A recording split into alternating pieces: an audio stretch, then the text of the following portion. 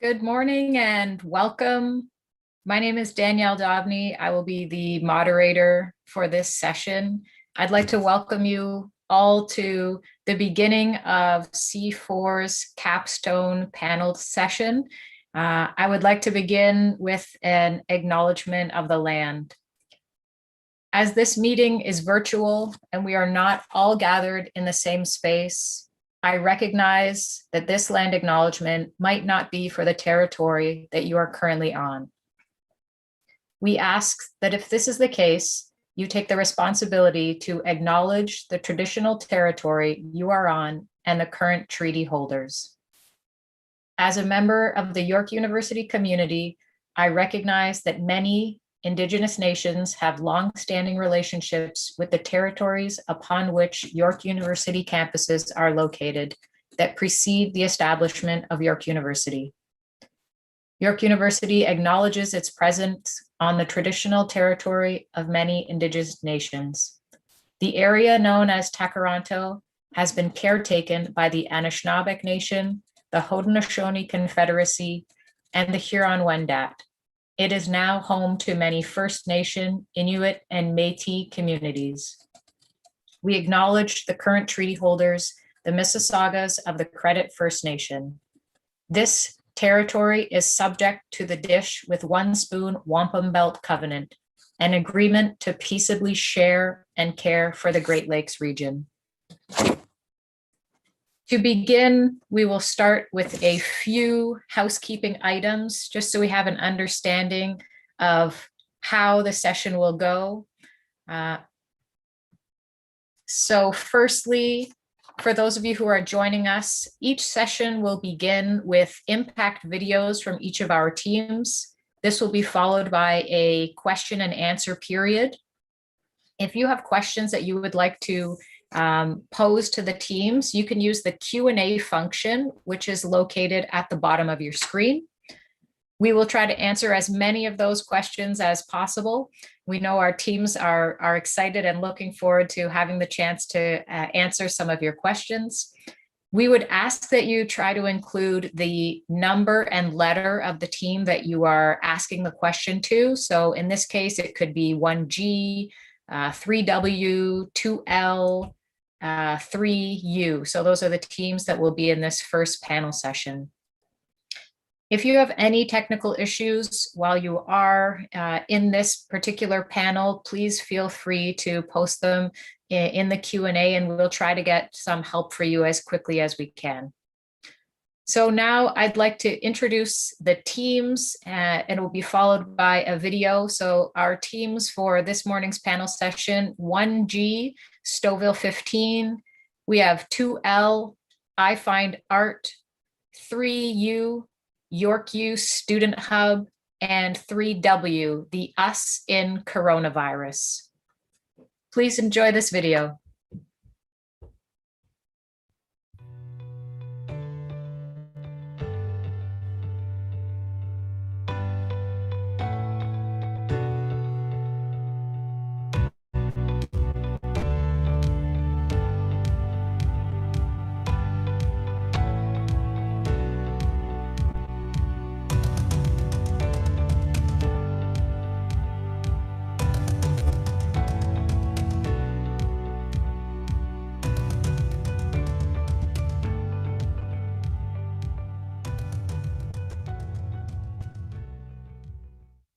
How many parking lots stand between your home and your morning coffee? The number of red lights and stop signs on your way to work? Or the miles to get to your closest grocery store? As pollution riddles our air, as gas prices continue to go up, and roads begin to tell us where we can and can't go, do you ever wonder, who is this city really for?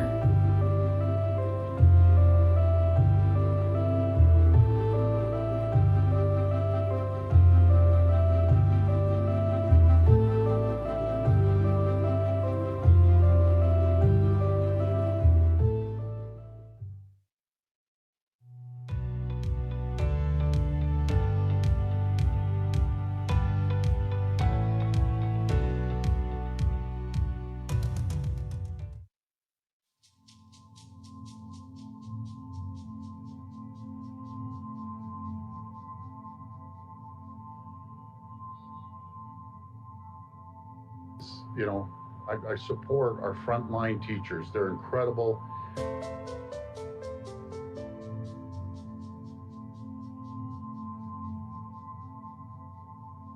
Basically said she had to let me go. It is not her choice. They had to downsize because of what the board was telling them. I actually did deal with the CRSB, or the Canada Revenue Sickness Benefit. So basically, I was sent home for about a week because I was in close contact with one of my coworkers who did test positive. Take a test. I ended up testing negative, but I still had to stay home for a week. Basically, missed out on a whole week of pay.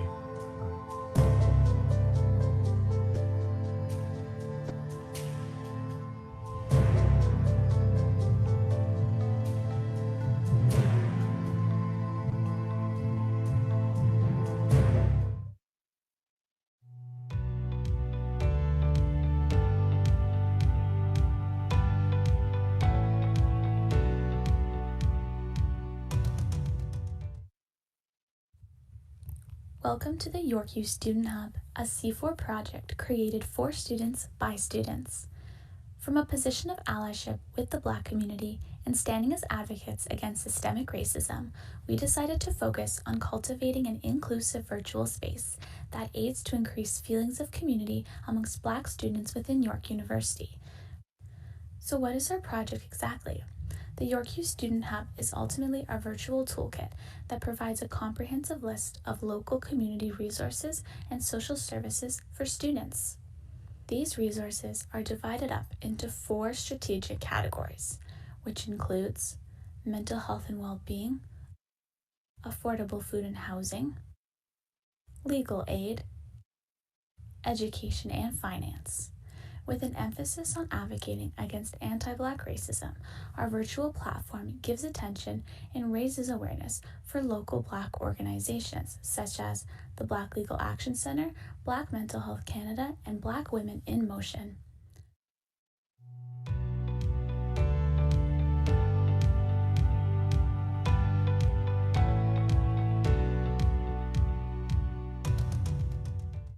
Hi, my name is Nadine, and I'm going to be speaking for behalf of my group. So we've developed a website with the name I Find Art, and I Find Art is a digital hub for local artists to gain exposure for their pieces in an online format to reach a larger audience. It's a space for individuals within a community to discover work from artists within their communities across Ontario, and it was created in order to help artists gain more exposure as well as to assist our users in fulfilling all their art needs with a single destination. So users don't need to go through research algorithms anymore to find artists around the city. They have this one source, and it's very much easier for them to create connections and become involved with artists throughout the communities. Thanks so much for listening to me explain our project, and I'm really excited to talk to you guys about it more. Thank you.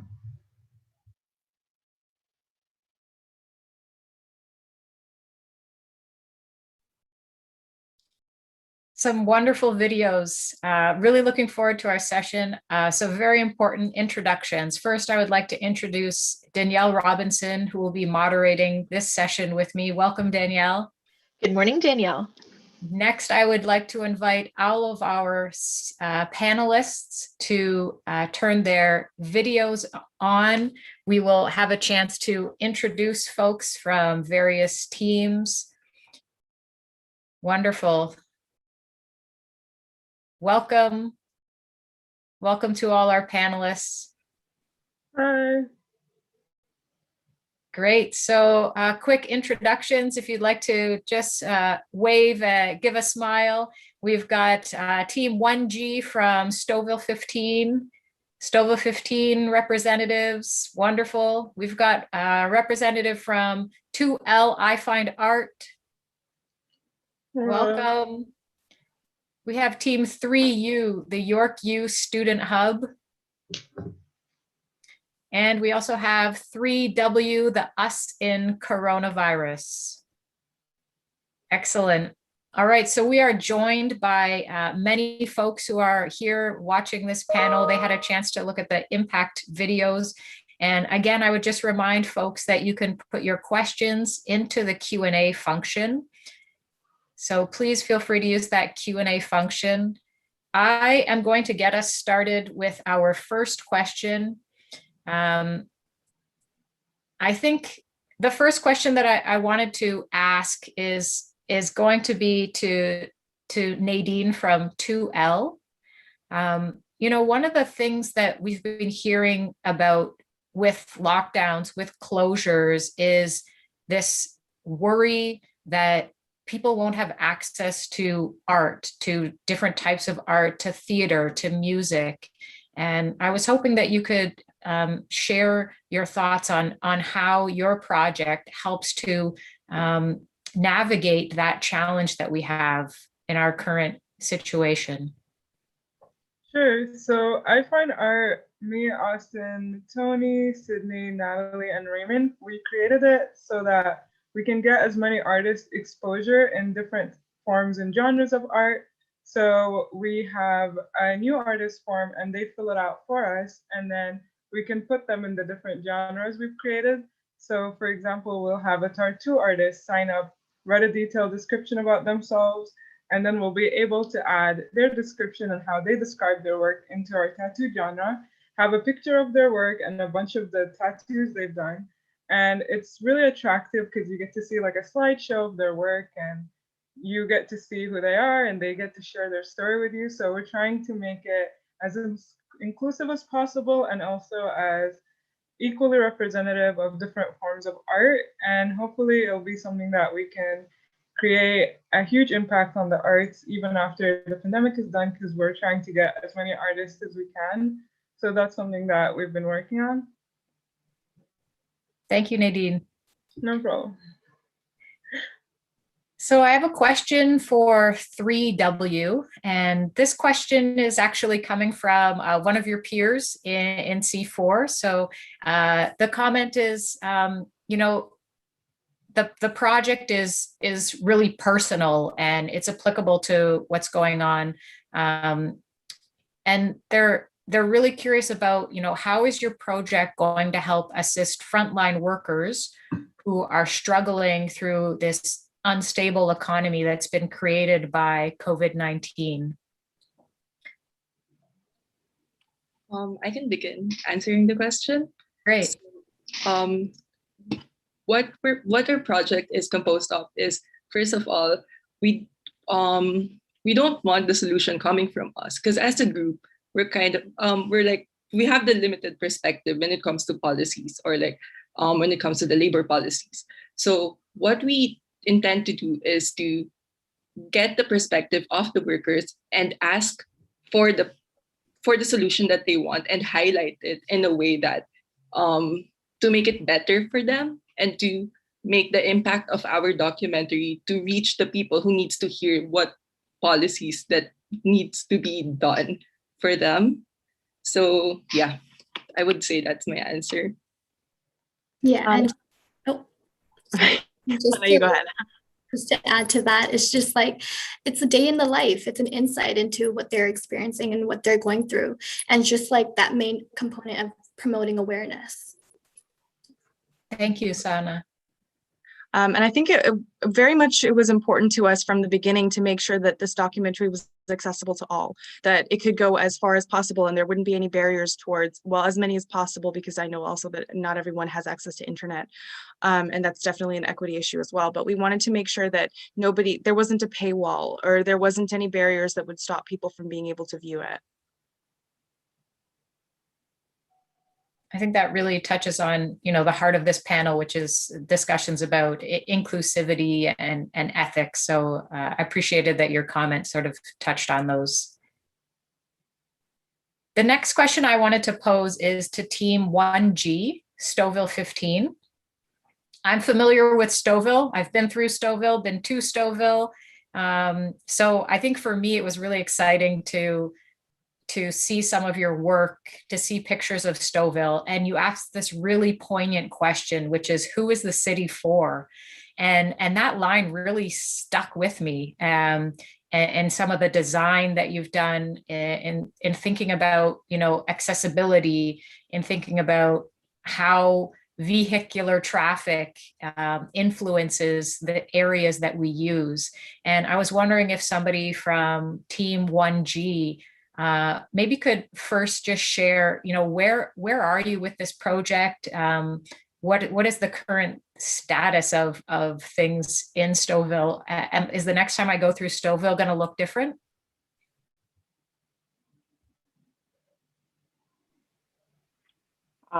So I'm Amara, part of 1G. Where we are on the project right now is we have done a research document and design proposal as seen on our website. We kind of entitled to like lay down the foundational work for others to either pick up the project or we carry it ourselves.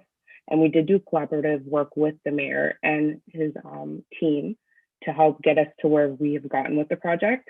So also that could be, he could transform it in the way that he sees fit. But yeah, that's where we are at the moment. And hopefully when you go to Stouffville next time, you'll see a little more bike lanes that are for all levels of bikers, and hopefully more green spaces that are accessible to everyone. That's what we try to do in our group, was create spaces, urban spaces that are accessible for anyone, that don't pose any barriers, whether it's physical barriers or financial barriers, anything like that. And another thing is that we have to be aware that all change starts with awareness.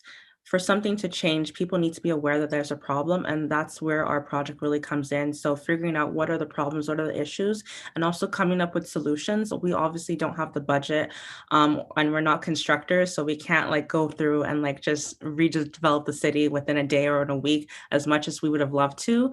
Now it's off to developers, it's off to, and the other thing is we worked a lot in collaboration with the mayor of Stouffville, just to help us design and like just conceptualize what are the main elements of our project. And so now it's off to him and to developers and urban planners to go through and look at what we've done, what we've come up with, and start with wherever they can, what's most feasible to them.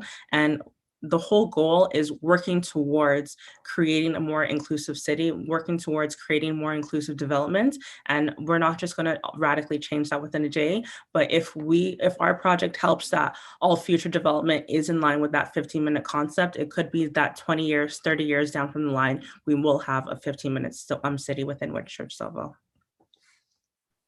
I love the moment when I jumped to the finish line when all semester long we've been talking about the process and about the journey. So I felt it was only fitting that you remind me that actually awareness of the problem is the step that we're at, and I think that's a huge component to making change, is that first initial awareness. So thank you, Tiffany, for that reminder.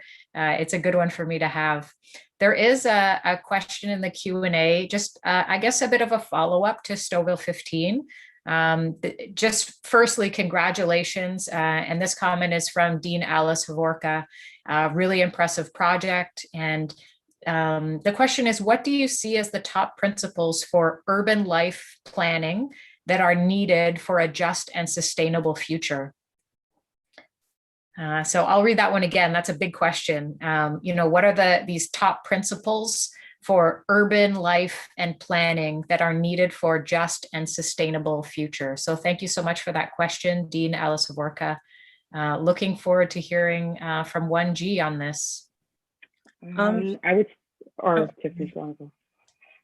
say our group took this in the matter of, we broke it down into some pillars that we found would create an urban society that is more just and equitable for everyone. And those pillars were based on affordable housing, transportation, green spaces, technology, because we did also face the idea of a smart city, and food security, which is another big thing. So we focused on those five major pillars, and that's what we equated to an equitable urban space in the town of Stouffville. And then we also conducted a survey which helped us further define our scope to what exactly how that would reflect on the community of Stouffville. I'm just gonna build off of Amar's answer because that is exactly like our final answer, that we did have those pillars. And like if you just like, I have a friend and she moved to she used to live in Toronto and she moved to Vaughan, and she's saying that she does not drive. She hasn't driven in 15 years and now she has to learn how to drive just to be able to get around. And so that's one of the reasons why transportation is so important, especially because when you look at the statistics, a lot of the new people who are coming to Stouffville are immigrants, and a lot of them might not be able to get a car right away, or it might not be financially feasible. It might be different driving wherever they're coming from, to relocating to a place and like having to use a car to get around everywhere. So one of the reasons why 15-minute city is so important, and being able to transport yourself either by bike, by car, by bus, or by foot in 15 minutes, is because that is more accessible to the majority of people. Another thing is affordable housing, as Amara said. And again, if you look at we looked at the statistics, and in Stouffville, a lot of about 50 or 60% of immigrants who do come and locate in Stouffville are still being supported by their own family members that have helped them and aided them in the immigration process. So if those people are coming, they're new immigrants and they're already dependent on other people for finances, obviously being able to buy a house, $1 million house right away, is not feasible. So affordable housing, different types of housing. And when we talked about affordability, we didn't just mean make houses cheaper. We're talking also about having different types of housing. So we talked about duplexes, fourplexes, and other types of housing that are more accessible financially to other people. And then we also talked about food and food justice within our report, because again, that is where a lot of people do spend a lot of their money and resources on food, housing, and transportation. So those are the three pillars that do need to be incorporated in order to make a place a more sustainable and more just and more equitable society. Just to also add to Amara and Tiffany's wonderful comments, something else that we saw come up quite a bit in terms of our survey was really the idea of green spaces. That was something that the residents of Whitchurch Stouffville kind of saw as central to how they view their city, and something that we also now more than ever realizing is very central to having an accessible city. It's just having spaces for people to go outside and really build community and engage with one another, as well as kind of breathing clean air. And this is something that's even more crucial, I think, that's become more apparent because of the pandemic, and just seeing how people were cooped up in their homes, and the idea of having green spaces and parks and places to go became something that was very crucial to really seeing a sustainable city. Okay, thank you so much. We're gonna move to 3U, and just as a reminder, 3U is the York U Student Hub. There is a question here, and as we are all acutely aware, some just unthinkable challenges in terms of inclusion for the Black community, and just the issues that are faced are at sometimes feel insurmountable. And one of the thoughts or concerns that sometimes folks pose is, when you're tackling issues faced by the Black community, how can you ensure that you are supporting Black voices versus speaking for them? And I know that this topic is very timely, and for your work that you're doing around the York U Student Hub, maybe folks from 3U can share with us sort of how you approach that. Hi, thank you for the question. So I'll just start off by saying that something that our team really focused on through the creation of our project was allyship. So this position is one that we occupied while constructing this project, and this was to obviously avoid that hierarchical approach to addressing racialized populations issues. We also directly engaged with the York University Black Student Alliance in order to have our project directly informed by these necessary voices, which is essential for change. Consultation and educating ourselves was also a large portion of our project in order to avoid cultural insensitivity and instead foster this cultural awareness. So since our project is a virtual platform, we've also incorporated a section into it, which allows users of our website to provide feedback or suggestions, such as resource sharing or desires for collaboration, in order to provide more relevant resources and supports. So I'll just reiterate again that allyship is definitely a really significant aspect for our project. Thank you so much. All right, I'm heading. I like this game for a minute because it's like no one knows who the question's coming for. I've got the questions. Everyone's just waiting. We're going to head over to, it's going to be 3W, the us and coronavirus. One of our participants today says, congratulations, amazing work. 15 interviews in 1 month. Wow, so impressive. And for anyone out there who is recruiting for research, trying to interview folks for research, trying to do market research, we understand how much of a challenge it is, let alone the current context that we're living within, to get people to spend extra time participating in that research. So firstly, just to commend you on being able to do that. And so the question, let's get to the question, Danielle. The question is, how did you get the participants? How? What did you do?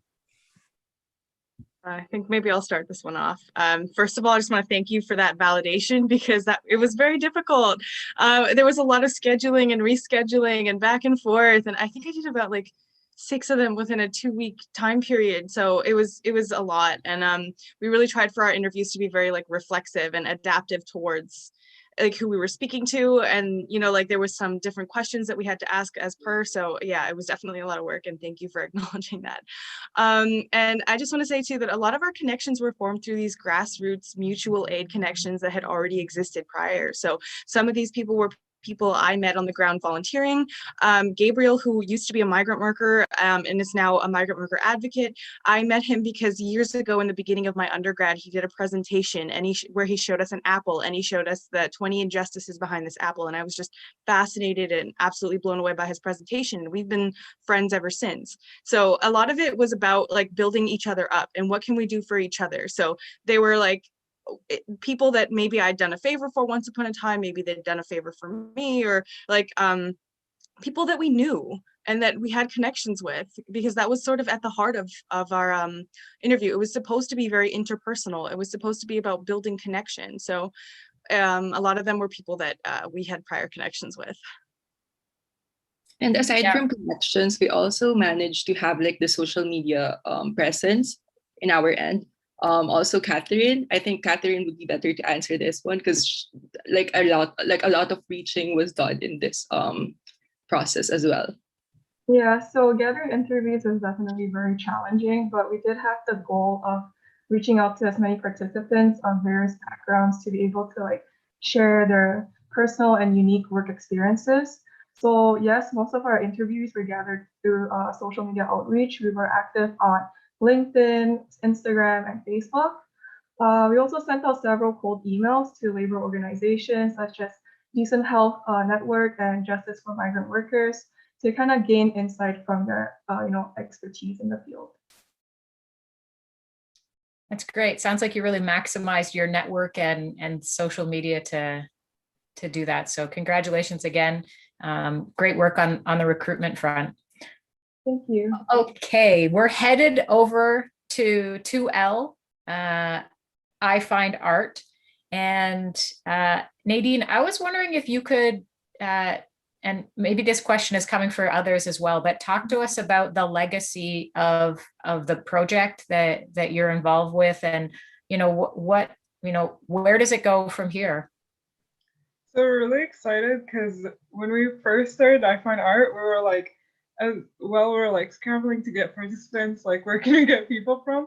And we were able to like get so many people. I think we gathered like 12 participants in total, which is like, it was really hard to do that because we wanted people from like content production, people in music, so like music studios, dance studios, Like we wanted to build a donation page for the Stratford Festival and many other museums and institutions that like need support and more money during the pandemic to keep their artifacts up. So that is something that we're really trying to build a legacy with, even after the pandemic, is getting support and as many donations as we can to support museums and institutions that need help after the pandemic is done to have more people buy their tickets and attend their shows. So that's hopefully a legacy that we continue to make, and hopefully we can continue to grow our connections of participants and continue to build up the artists that we have, because we definitely learned so much through looking at all the musician bands that we had. And I find it really fascinating to see like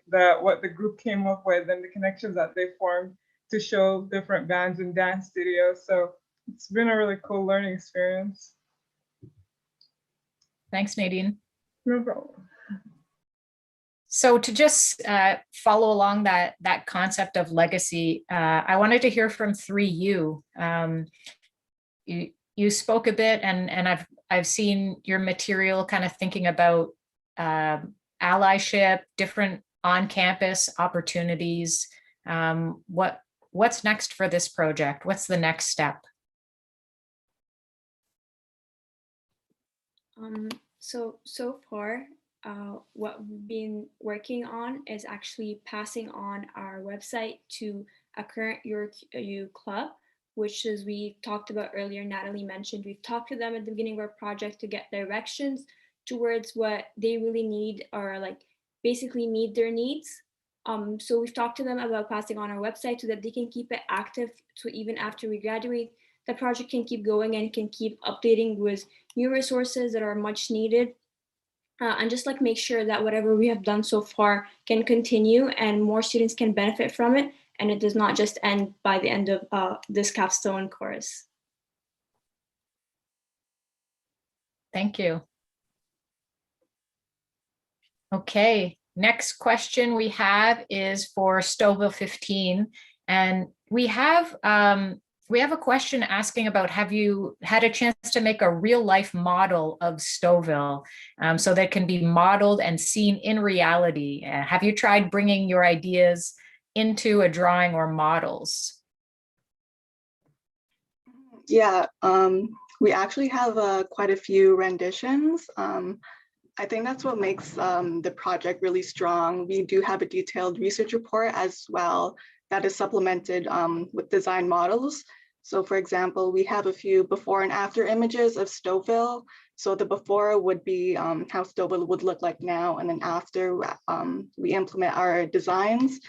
So for example, we base that a lot from the feedback from the resident survey. So for example, a lot of people wanted green spaces and resting areas. So in these after images, we would implement those ideas. As well as for the 3D model, we do have some, or actually two. So we focused on specific sites within Stouffville. So for example, we did a Memorial Park. But yeah, feedback included like residents wanted Memorial Park, they wanted leisure spaces, they wanted more green spaces. They wanted it more catered to the residents rather than for car use. So for that site, we shifted one of the roads to be dedicated to bike lanes and leisure activities, and totally blocked off to vehicular traffic, just so it's catered to the more walkability sense. Thank you. Next question up is coming to 3W, the us in coronavirus. You know, what's going to be necessary for you to get your ideas into the hands of decision makers? What is it going to take? I wouldn't mind trying to tackle that. It's more about getting, so part of the idea of grassroots is to get the people to recognize the issue. So the biggest thing is just wide dissemination. And once the people, the masses recognize it, it seems forthcoming that the policymakers will have to recognize what the masses want and need for a better and safer working area. If anybody else wants to follow that up. I just want to maybe add one thing in that, like, the fight for paid sick days was so widespread and eventually it got so much attention that the government couldn't ignore it. So I think that's a bit of a testament to how that works as well too. Micah, if you wanted to add to that. Yeah, thanks Devin, and thanks Aisha for opening the floor. I was also thinking we would like to add is that since we've partnered with advocacies, it's kind of like collecting the voices in order to have like an impact. So in this sense, like disseminating the documentary would have like a like it probably could have like a bigger impact to reach the people who need to hear the problems of these people, like the narratives. And I think it kind of speaks to the idea of storytelling and sharing people's stories. You know, we're not just facing statistics and numbers, but these are the people behind what's happening. These are the lives that are influenced and the way that you're sharing those stories. And I think the word impactful is really the best word that you could use there. And I think that it really speaks to me anyways, to hear the voices. And I think we're all aware of the discussion in the media right now politically about sick days and putting you know, a voice to that name you know, really does help raise awareness. So thanks for your work there. Okay, so we've got 3 minutes left. This panel has been flying by. I guess I'm just overwhelmed. I shouldn't say it yet. I am overwhelmed with how wonderful this is, and also these huge challenges that you're working on. They're so difficult. The environment you're working in is so difficult. I said I wasn't going to go there, but I'm going there now. It's so hard to do this work, let alone doing it in teams of folks that you've never met before. You know, you maybe are by yourself. You might be in another country right now. I don't know, but you know, doing the work that is needed to try and make our spaces better for everyone, to work on challenges related to inclusivity, accessibility, equity. I would be remiss to not just share with you how overwhelmed I am with how wholeheartedly you've worked on these challenges, how much of yourself you've put into it. And I know that it comes at a cost to you to work on challenges that are so difficult. So, you know, on behalf of myself and those who you're working to help, you know, shape the world in a better way, you know, thank you for putting yourselves into these projects as much as you do. I should be looking at the Q&A. I just got caught up there for a moment, just thinking about, you know, and here's just another comment. Just thank you so much for working on these amazing projects and trying to make a difference that will be remembered forever. And I think, you know, difference makers is really the best way to put it. And, you know, if you're thinking about your project as, you know, we moved the needle just ever so slightly, like it's more than you know. It might feel small to you, but on these topics that are so difficult to instill change, moving the needle is a huge hurdle. So I wanted to thank you. I have one last comment that was in the Q&A that I wanted to share with you, is just these ideas about sustainability, thinking about, you know, what work you do for sustainability, and to always keep that kind of close to us as we're moving forward. So it's really an honor for me to have been moderating this session along with my colleague Danielle Robinson. I want to send a really big thank you so much to our team. So we have 1G, Stouffville 15, 3W, the us in coronavirus, 3U, York U Student Hub, and 2L, I Find Art. Thank you again. Just an amazing start to our day today. Wish you the best of luck with how things continue, and let's have a great day. Thanks, everyone.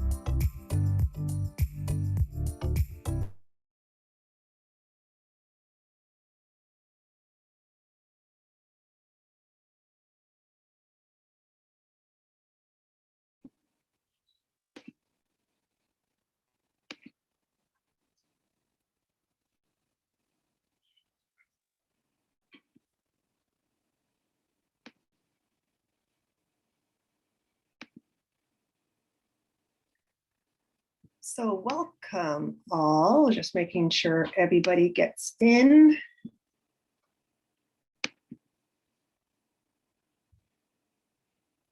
Let's give it a minute or two.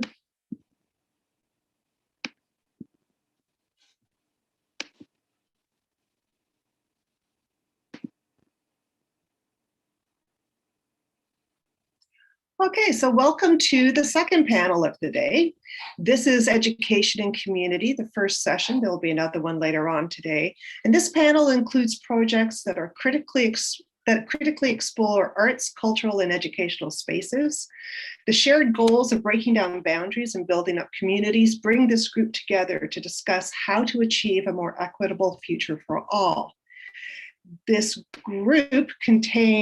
panel session contains groups 3R, 2M, 3T, 3V, and we will see them shortly after the 1-minute videos each team has prepared. Yes, great. Okay, so here we go.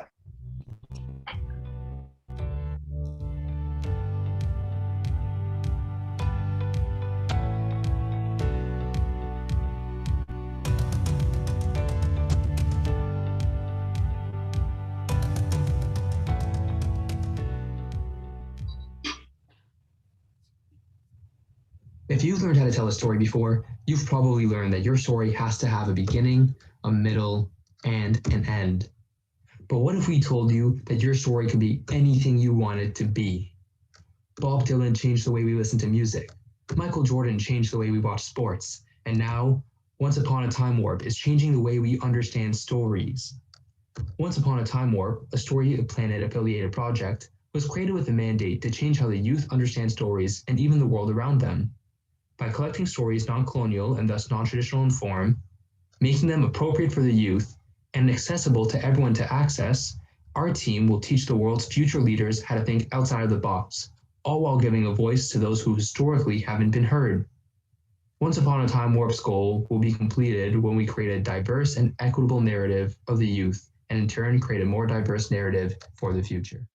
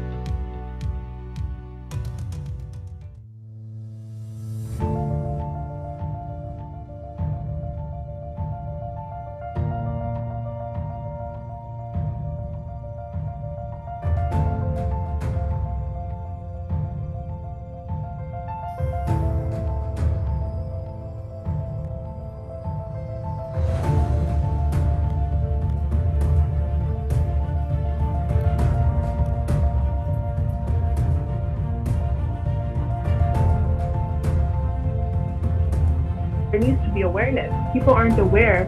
They're about first generation students, their struggles, their day-to-day life.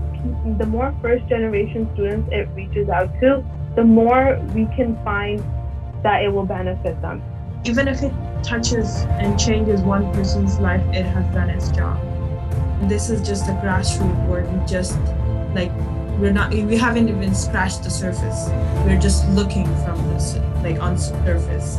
There's a lot that needs to be done.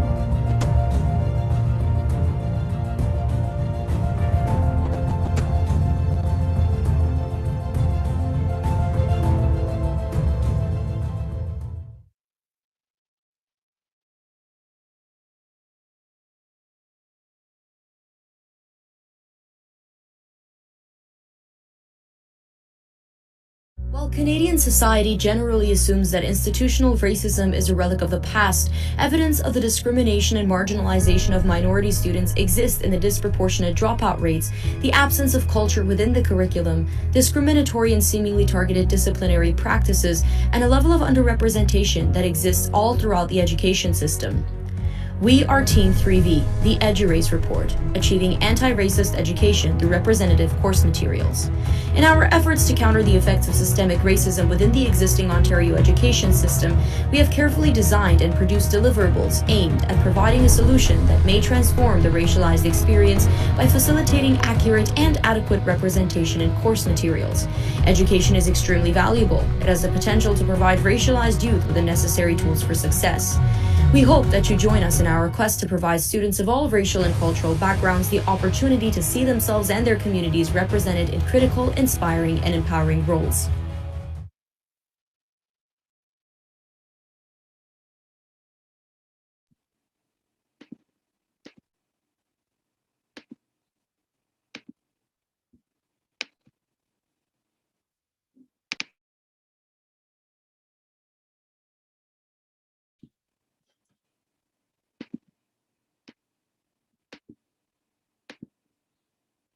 Finally, got it going.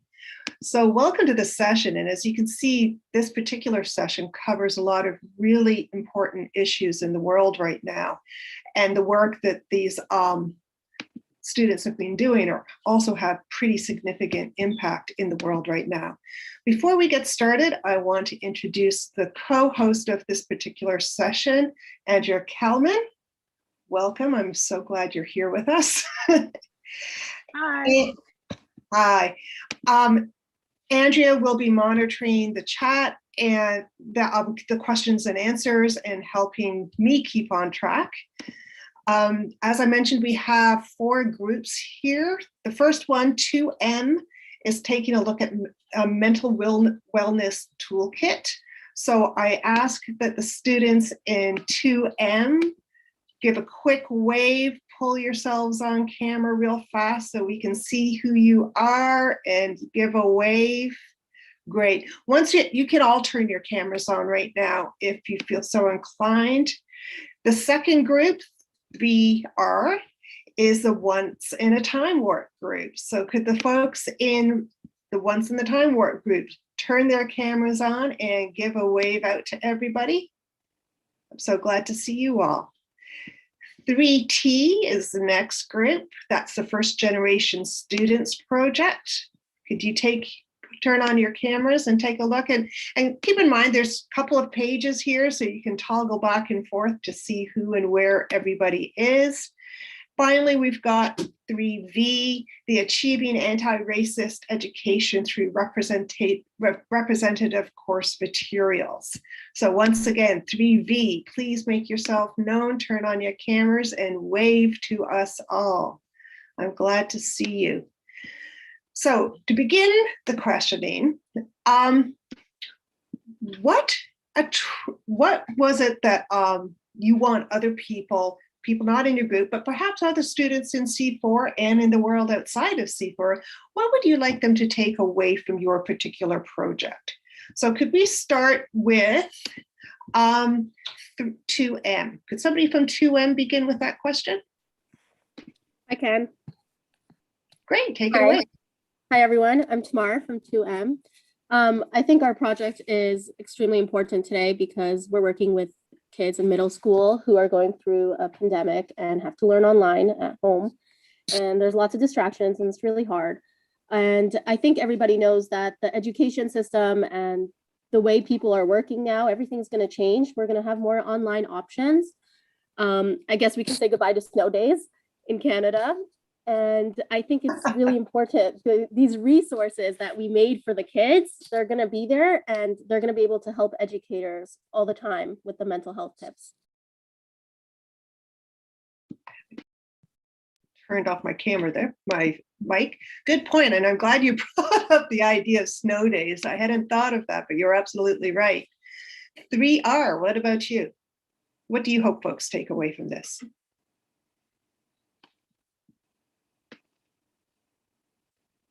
I'll step in. Awesome. So people understand the world through stories and through language, and language is conventional. So in the same way that we know that that we're supposed to drive on the right side of the road, in other parts of the world, you're supposed to drive on the left side of the road. Through stories that have been taught in school, it's been taught through a conventional language in a limited way, so that we understand the world through a specific lens, but we don't have to understand the world through that lens necessarily. There are many different cultures around the world who understand the stories and world around them through different kinds of stories. So we hope to create a more diverse narrative for the youth, so that they have a different way of understanding the world that'll help open up their minds and help people who haven't been represented historically be more representative in their worldviews. Good answer. Hold on. Good answer there. Storytelling is a universal language at one level, but what stories get told and whose voices get heard is not so universal. So I'm glad you folks are taking this on.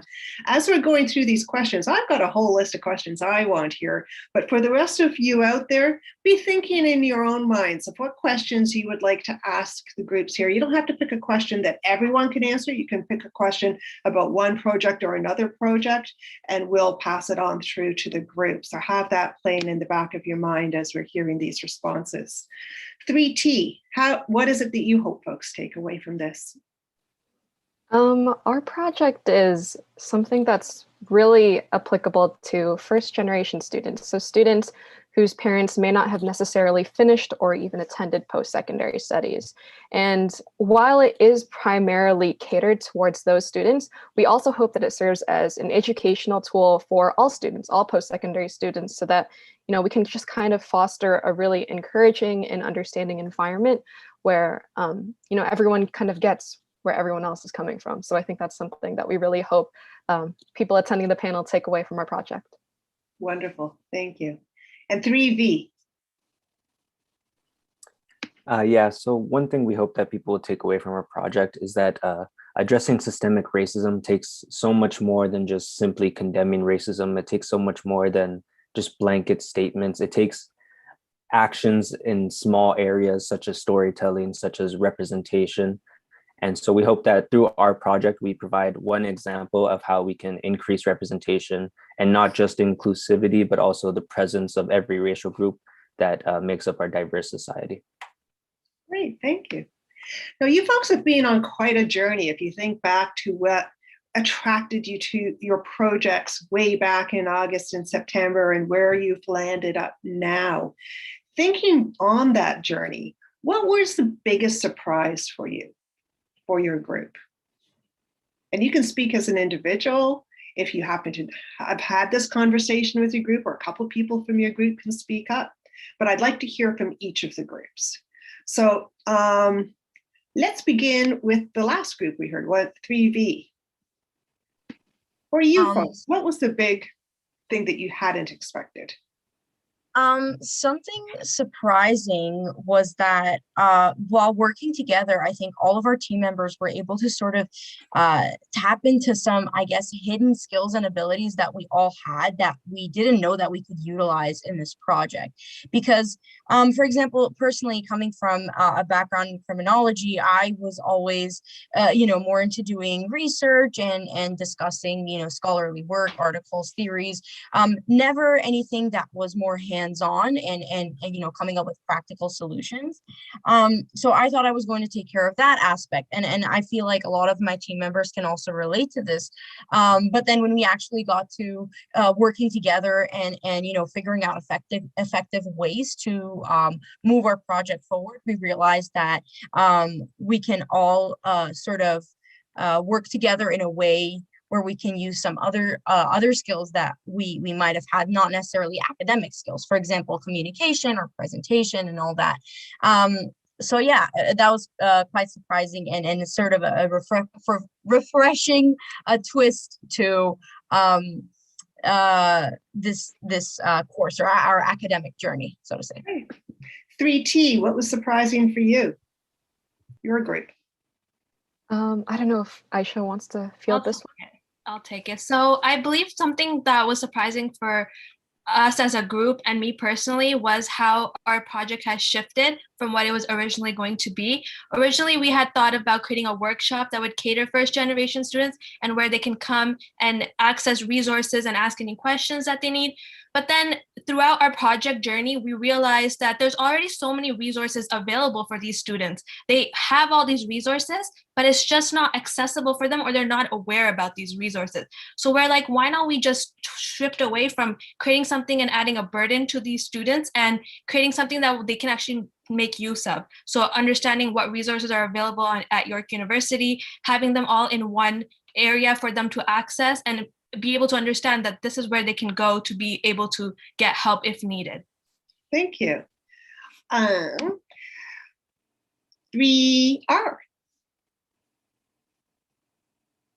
I guess for us, it was very surprising how many unconventional stories we're able to find on the internet.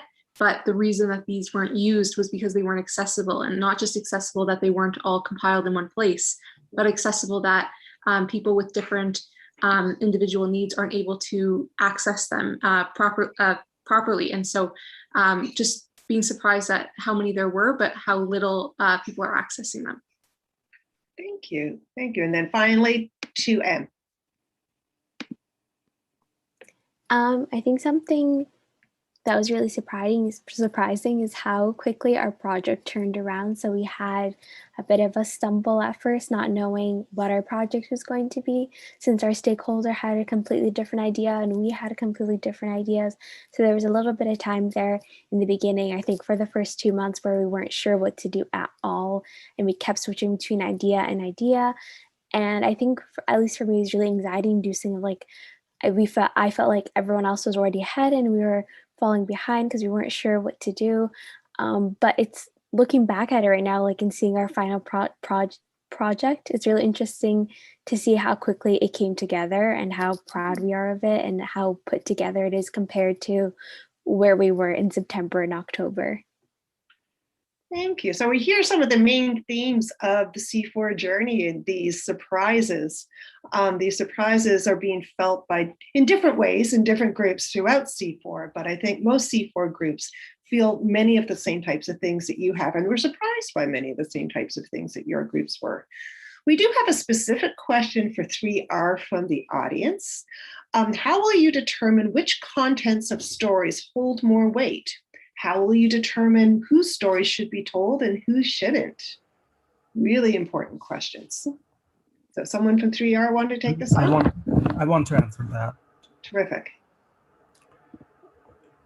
I believe, this is my personal opinion, and some of my teammates may share this opinion with me, but I believe that the stories that I found that were quite moving were the stories of the people who did not have a voice or whose voices were taken away. Mm-hmm. I believe those stories matter more to me because even if those stories happen to fall into the colonial structure, they would use the colonial structure, the colonial language, say English, and incorporate that into their own stories, which would give them an ability to resist, an ability to stand, to make a stand, which would give them a voice. So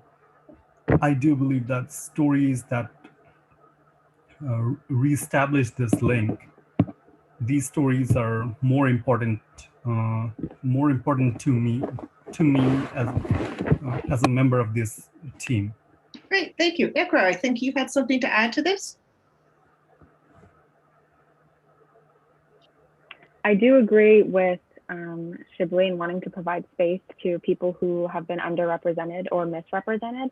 But I think what we should move away from, or what that question is sort of suggesting, is that someone or some body of people have power and authority over who gets represented. What we want to do is get rid of that completely, right? So we just want to have these stories that are very naturally being told, that happen in our day-to-day lives, that have happened through this project and which already exists, online and whatnot. to tell themselves. We just want to encourage a sense of openness and inclusivity within workshop environments, within classroom environments, and be willing to invite students, young people, to tell their own stories as they arise out of them. So, yeah. Terrific. We have another question from the audience. This is for no particular team, so I won't necessarily do a round robin on this. I'll just leave it up to teams to decide whether or not they want to respond. What challenges do you face when the world is ravaged by a pandemic and you're trying to do a complex, open-ended project with people that, for the most part, you've never met before, at least not in person? So what are those challenges that your group faced? And perhaps adding to it, what was it that helped you overcome them? So who wants to take this one on? I can go. Please do. Okay. What was the question? What challenges we faced as a group? Yeah, what challenges in this context did you face as a group? And moving forward, not moving forward, what challenges did you face and how did you overcome them? So for us, it was really hard. Actually, Shukriya and I were just saying, it's so funny that we never even saw each other in person and we feel like we're such good friends. But at the beginning, it was definitely really, really hard. We didn't know each other, complete strangers. We came from different backgrounds and we had to communicate over like Zoom or Google Meets. And that was obviously very difficult at the beginning. But as you know, as the pandemic went on and everything was online, I guess everyone kind of just got used to it. So that was kind of better. And the communication definitely got better as well as the year went on and as there was conflict that we had to work through, we definitely became closer and communication problems were all solved. So that really helped, yeah. Laha, how about you? For my group, we put a lot of emphasis on our mental health.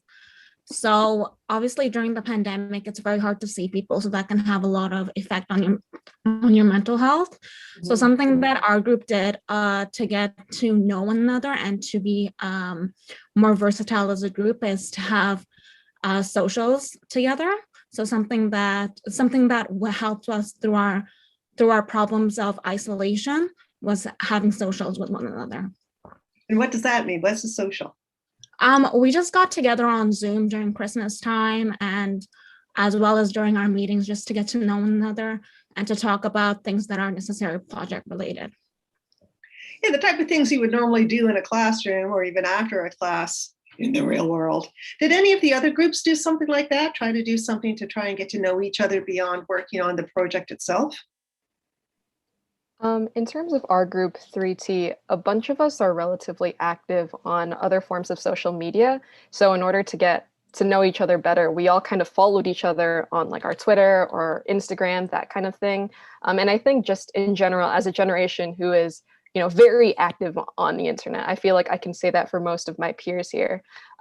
We all use the internet extremely regularly. And so communicating through this medium instead of just through like meetings over Zoom and that kind of thing allowed us to alleviate the tension a little bit more and helped us get to know the person behind, you know, the project. So it was just a great way for us to connect with each other on a more personal level and, you know, actually know the person who we're working with. So that was really great for us to do.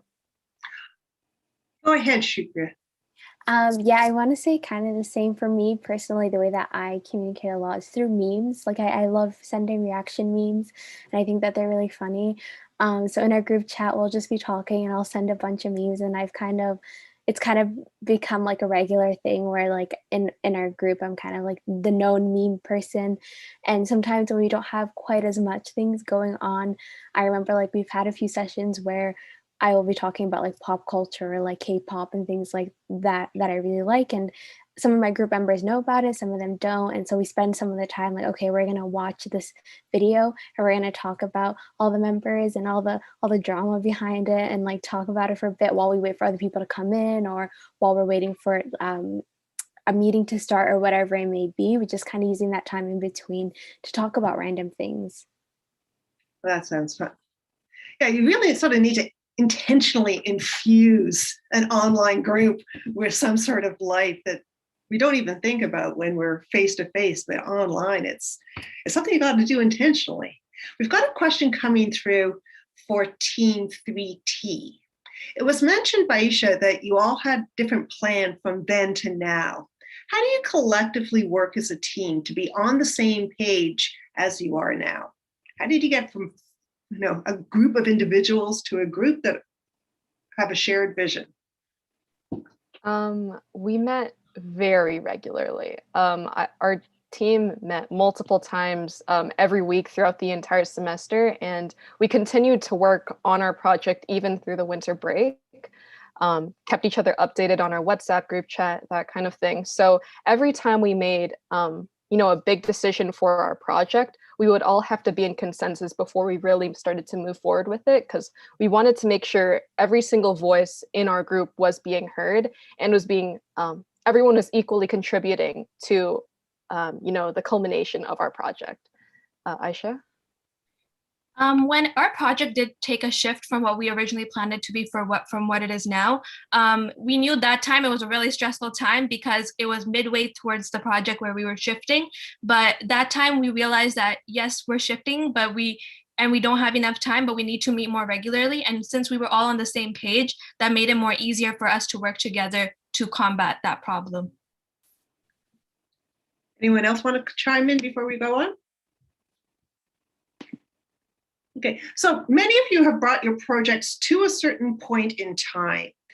If you were able to leave a note for the next group, a legacy note for the next group who is going to take on your project and move forward with them, what would you encourage them to keep, and what would you encourage them to add?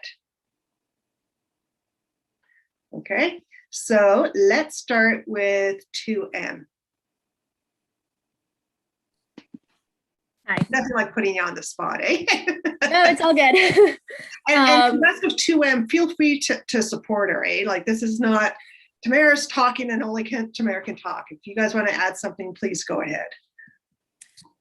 So actually, what to keep, I would tell the next group, definitely keep our toolkit that we created. I would just want more activities to be added. We decided when we were building this toolkit, we decided to limit the activities and kind of condense it into the things that we thought were the most important and the most beneficial to these middle school students.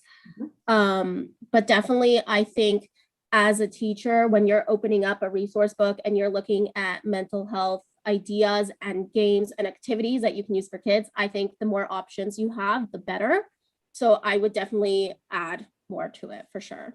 Yeah, and maybe a website as well to make it more accessible. Terrific. 3R, how about you? What would you hope they keep, and what would you suggest that where should they address their attentions? Yeah, I can speak on that. So we put together a website, which right now is sort of fractured into a couple of pieces. So we really want to utilize like accessibility features within our websites. And we have a lot of really good information to go off of in terms of like background research and in terms of just everything that we've learned throughout this process on what makes a story, what, a non-colonial story is, just all these sort of different pieces that have kind of informed our understanding so far. But yeah, we want more activities. We would love to have more resources for teachers and students to continue building on the information we have, but making it more interactive. Perfect. Alaha. Just to add to Kristen's point about accessibility, we really did want to make our website as accessible as possible for all students. But just because of our time constraints and our ability to create a website, because none of us are tech students, we didn't have the tools to enable as many ways to make the website as accessible as we wanted to. So in the future, we would want someone who would be able to come in and add more accessibility features so that the website can be accessible to more students. Fabulous. Rachel, you want to pipe in?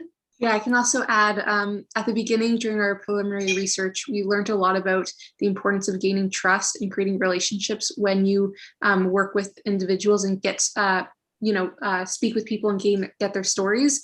And because of the pandemic, we didn't feel that we could really have proper relationships with the people that we would wanted to interview. So we didn't interview. So I would say for a project in the future to go out to the community to make relationships and do all that sort of thing instead of just getting the stories from the internet. I hear you. 3T, how about you folks? Something we definitely would want to incorporate if we could pass this project on to another group would be, I know our group talked a lot about this, but adding subtitles to the video series that we're creating. So the idea is, I would say a fair chunk of first generation students tend to hail from immigrant families. So we wanted to make our videos as accessible as possible by having it available in multiple languages so that other people will be able to read and still understand and receive those same resources. Unfortunately, because of time constraints, we didn't get the chance to do that, but we're hoping that as our project moves into the hands of, the new group, they might be able to continue to add to that, which would be great. Terrific. Anyone else from 3T before we go on? Okay, 3V, what about you? So in terms of our legacy and the future of our project, I think a large part of it has to involve community outreach and really getting the support from the Toronto communities for the suggestions that we're proposing towards the TDSD, because ultimately our goal is to influence TDSB trustees towards action, and that would need the support of the community. But in terms of building upon it, I think an important part is building upon our research component, because we surveyed students to get their experiences within high schools, but we only had a small subject base of 20 participants. So to get a real account of what's going on in Ontario and Toronto schools, the research should be expanded. Absolutely, absolutely. There any more questions from the audience? Just give you folks, if you haven't thought of one yet, this is your last chance. There's some of you who are going to be in the second community and education panel. This would be a good time for you to say something. Okay, so looking forward then, and this is going to be more of an individual than a group answer, and I'm just going to leave it open. If you feel inspired to answer, please, we'd love to hear, but don't feel like you have to speak for your group on this one. What aspect of this project do you see yourself pointing back to and saying, I did that, and that's helping me now? What do you see as being the most useful, transferable aspect of this project? Maybe the part you're most likely to talk about in an interview or a resume that you could see yourself bringing forward yourself in the future. It could be a role that you played. It could be a milestone that your project met. It could be a focus. Tamar. Okay, so mine is a little bit silly, but I am really proud of the designs in the mental health toolkit. There's a lot of mental health bingo boards and mental health scavenger hunts, and a lot of them inspired from online resources, but I'm definitely really proud of how it all came together and how it looks, and just of the general product. Like our whole team ordered our own mental health toolkit in hardcover. So we each get our own copy because we're all pretty proud of it. And yeah, I'm too. That'll be a terrific portfolio piece, folks. Yeah. Go ahead, Shukra.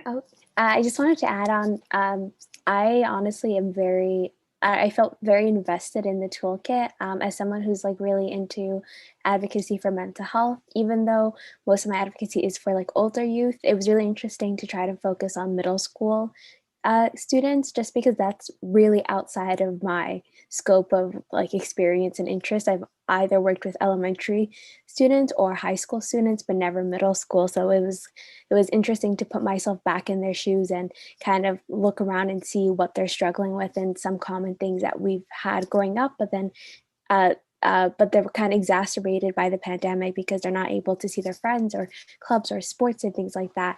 So for me, the entire toolkit is just so exciting because even though it's designed for that specific age group, a lot of the things that are in there are things that I would do myself and have done myself.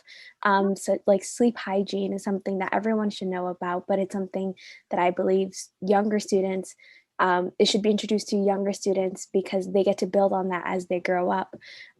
So it's something that I would advocate for anyone at any age group, but it's just so exciting that I got to work specifically for this age group.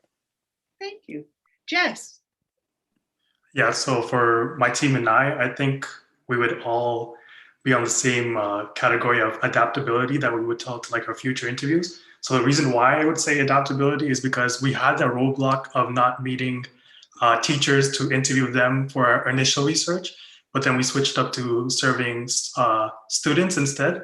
But the main thing that I seen from iGroup was we bought 3 solutions that we could have used, and we talked with Andrea and Franz of like how could we implement it, and they helped us develop that adaptability to move on to another solution that we can overcome that roadblock. So I think adaptability is for our team. That's a really good answer. Thanks to Jess. Madeline, I see you've got something to say.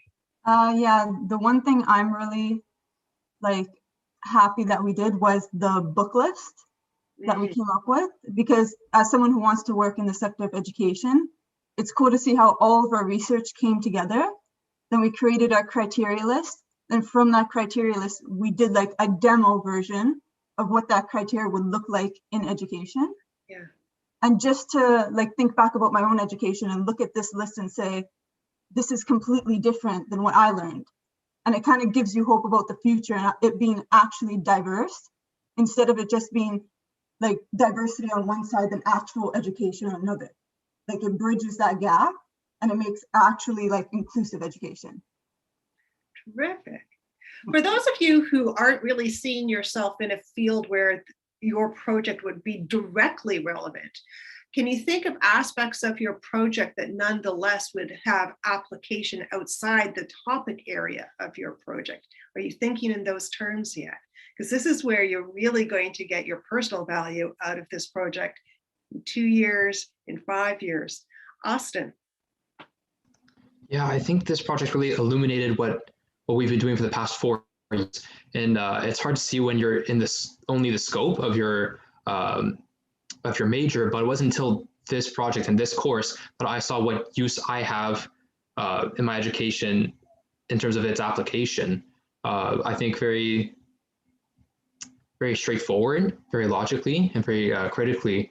And it's something I didn't realize that I could bring to a project until we started working here and started putting our theory into practice. So it helped to really illuminate my strengths in some sense, and also my weaknesses.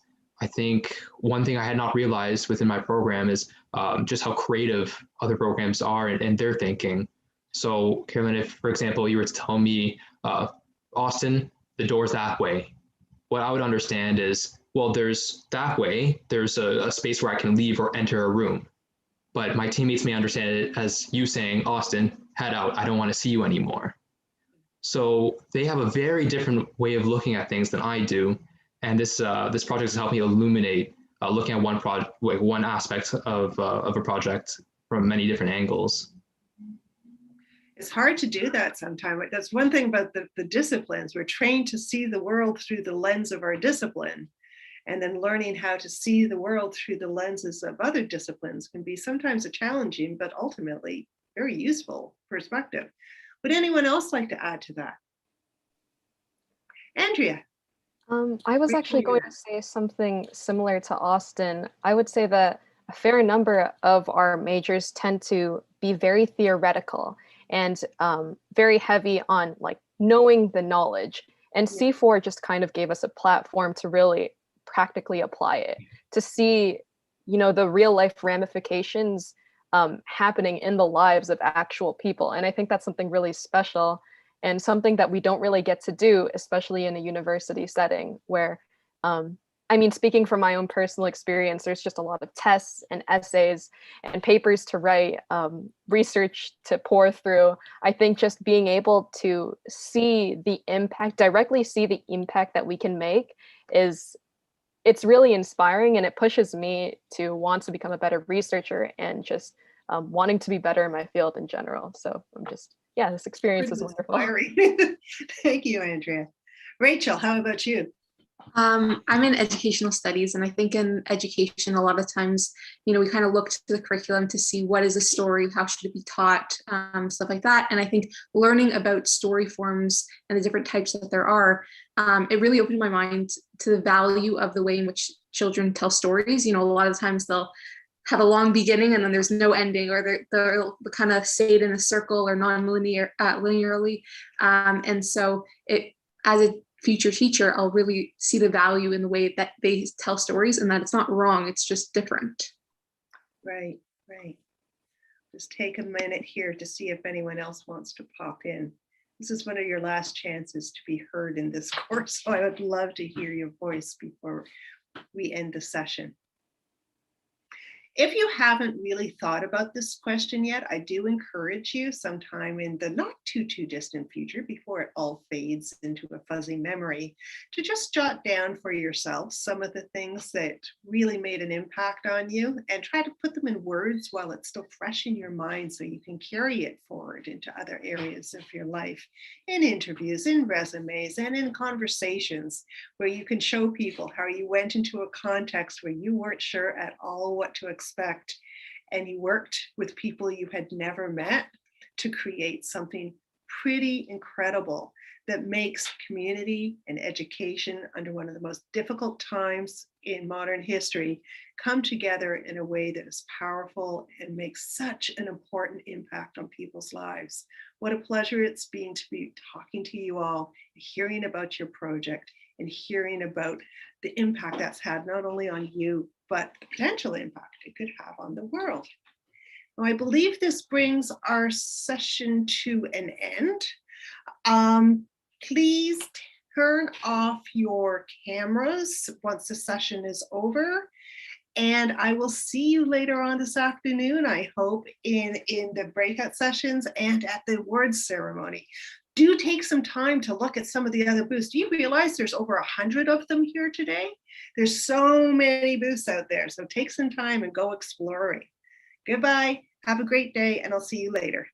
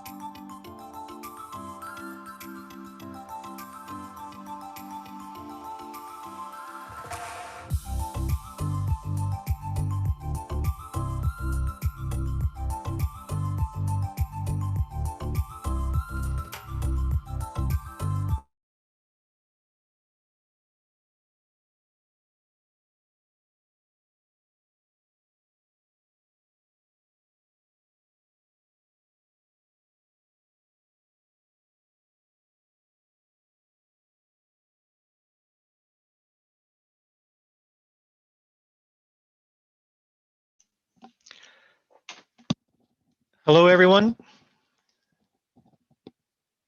My name's Martin Bunch, and I'm one of the two moderators for this session today.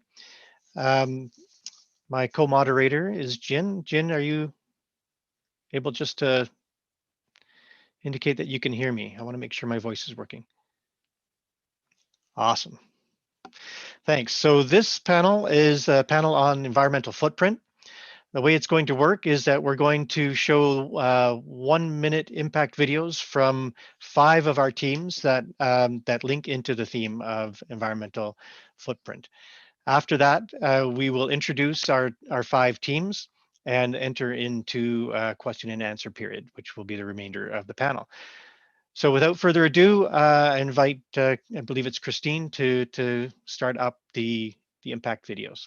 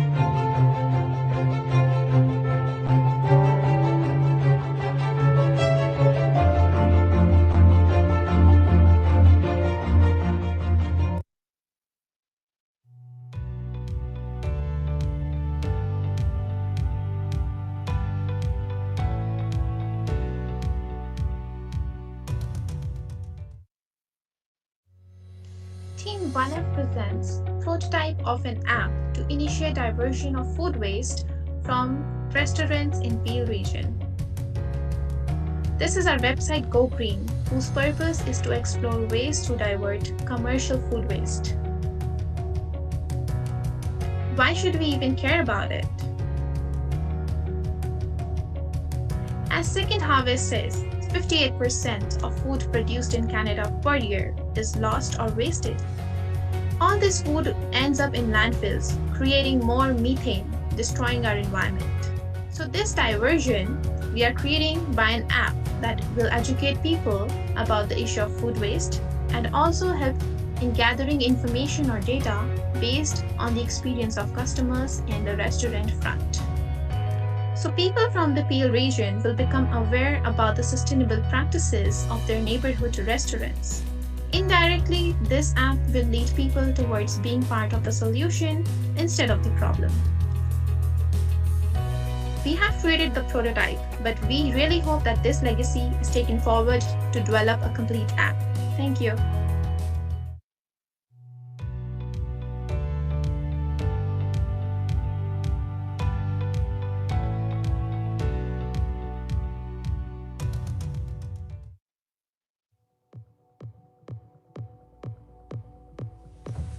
Hello all, my name is Alex Mansour, and I'm in Group 3Y.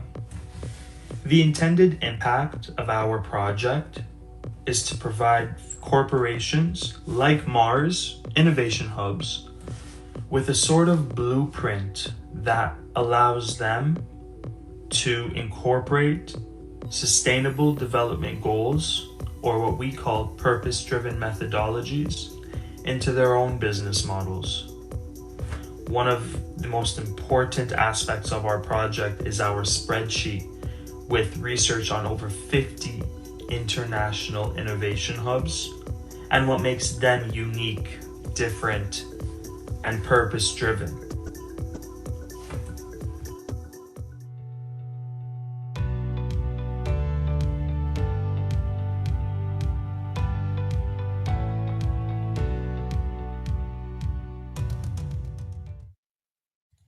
What exactly is Why You Ride and what is Team 1C's objective? Well, essentially, Why You Ride is a York University startup that aims to provide carpooling and ride-sharing services to York University members. They have their sights set on solving the problems of commuting to and from campus while strengthening the ties within our community. Not to mention, their number one priority is to reduce the number of single occupancy vehicles coming in and out of campus. And this is a really an important step in tackling climate change and helping the university progress towards its sustainability goals. Our journey has led us to a solution that includes a very specific set of research backed incentives to target a handful of deterrents that hinder the adoption of such a service. We've also created an incentive management system that will allow YUI to create and manage these incentives from within the application itself. We really can't wait to share our results and findings with you. So if you have any questions, please do not hesitate to ask us.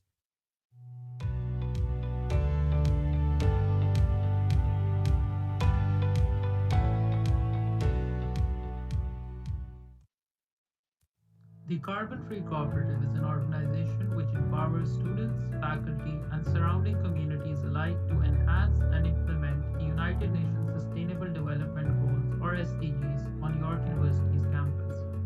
We are currently a digital space with plans to become physical, where people can connect academically, socially, professionally, and artistically to the UN SDGs. By organizing the mosaic of resources found in Canada's third largest university through the lens of the SDGs, we have created a comprehensive website and mobile app as a tool of engagement for our community.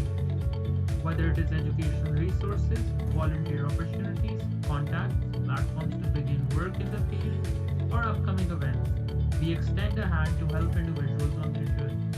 We align with the cause of addressing and dismantling barriers to these resources for each and every person. Our project has formed partnerships with the Carbon Free Club, the Rural Learning Association, the SDG Student Hub, and the President's Office in Sustainability.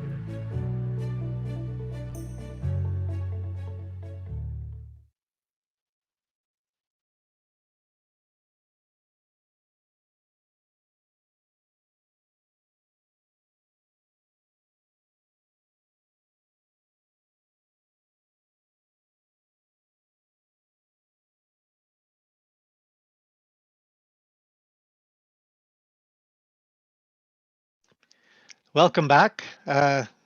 Some nice videos we saw there, and I'm going now to introduce the actors in this panel session. So first of all, I'd like to introduce my co-moderator, Jen Marshall. There's Jen. Give us a wave. And I'm going to go and ask each of our groups to wave. I'm going to introduce you as a group rather than by names. So the first group that we're going to see is Group C. So that's 1C. Could you just show yourselves and give us a wave? Welcome. We have representatives from 1E as well. Where's our 1E? Nice. Welcome. Nice to see your faces. 1F. Awesome. Nice to see you. And group 3X. Who do we have from 3X here? Thomas, right. Katrina, nice. And 3Y.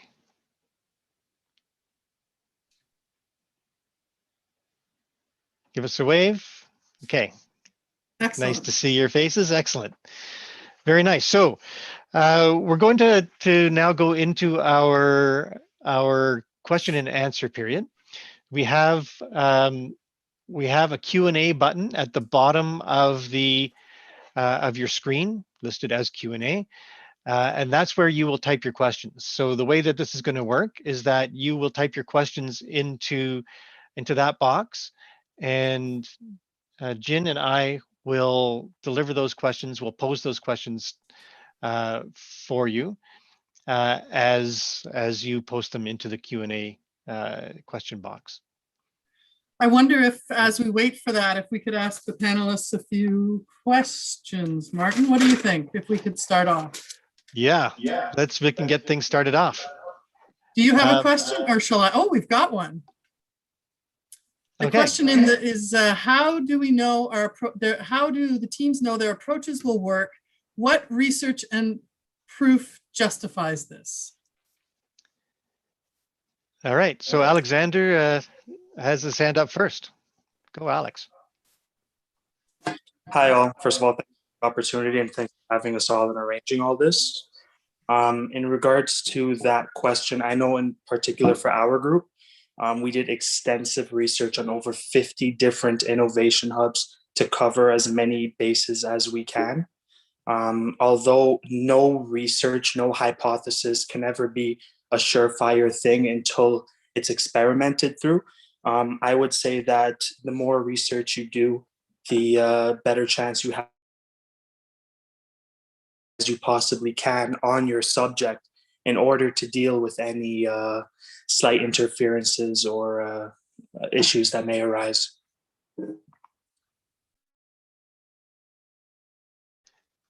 Nazif, I see you have, thanks, Alex. Nazif, I see you have a response as well. Yes, first off, thanks for having all of us here. Yes, I would like to answer the question because we did take a very kind of novel approach to how we would test our solution. So what we did was we took advantage of a simulation. So to like build up on what the simulation is, what we did was, now since we're all in a pandemic, we aren't like allowed to go out in the real world to test our solution like effectively. So we tried to get the middle ground here. And what we did was to get to know more about our incentives. We created entire scenarios using our multidisciplinary skills and backgrounds, created scenarios where the user would read and imagine themselves in that scenario. And based on that, based on those assumptions, they would go ahead and answer questions relating to our project. That way we understood a lot more data. We got multivariate data that we were able to build up on top of, leading to our solution. Now, of course, like Alexander mentioned, this is just a simulation. This is not the real life. Results may vary in the real world, but from what we did, we were able to justify as to why simulation was a very good approach in our case. Yeah, and I just want to add to that, like both our technology solution and our simulation were created based off extensive research that we conducted during the majority of this project. So we went out and talked to potential users through both interviews and surveys, and we gathered all the insights and we synthesized that into whatever we could use to create these simulations and technology solution within the scope of the project. I just want to comment, that's a brilliant approach, the surveys and interviews. I like that. Thank you. Thank you very much. Team X or F or E? Kadrina? Yeah, I'd be happy to answer that question and then pass it over to any of my colleagues to add anything.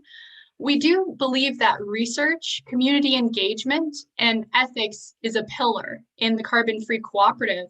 Furthermore, we referenced Harvard articles in our research, that being integrating purpose into a business or organization. So we do believe that the United Nations Sustainable Development Goals serve as a platform and as a purpose itself. And also to add to that, we also know that the university academic plan addresses the United Nations Sustainable Development Goals, and we want to help to engage, implement, and empower students to take action on this campus. We also did research using the United Nations Sustainable Development Goals themselves, the Earth Charter, and our website serves as an archive and platform of resources themselves that were developed through our research.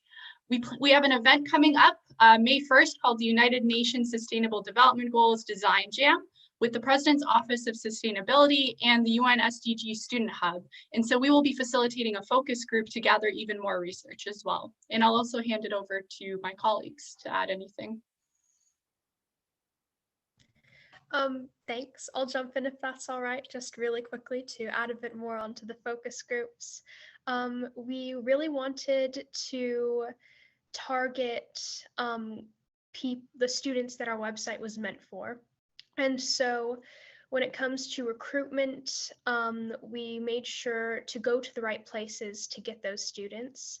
And then furthermore, we wanted to think about all aspects of the project. So the technical, how the website works, the content we included.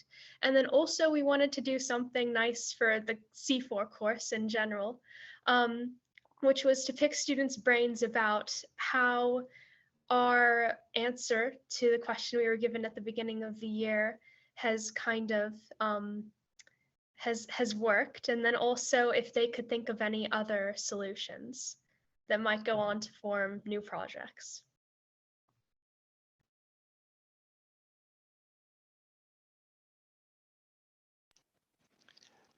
Okay. I'm not sure if we've heard from groups E or F yet. Would anybody from those groups like to contribute? Yes. Yeah. Hi, this is Natalie from 1F.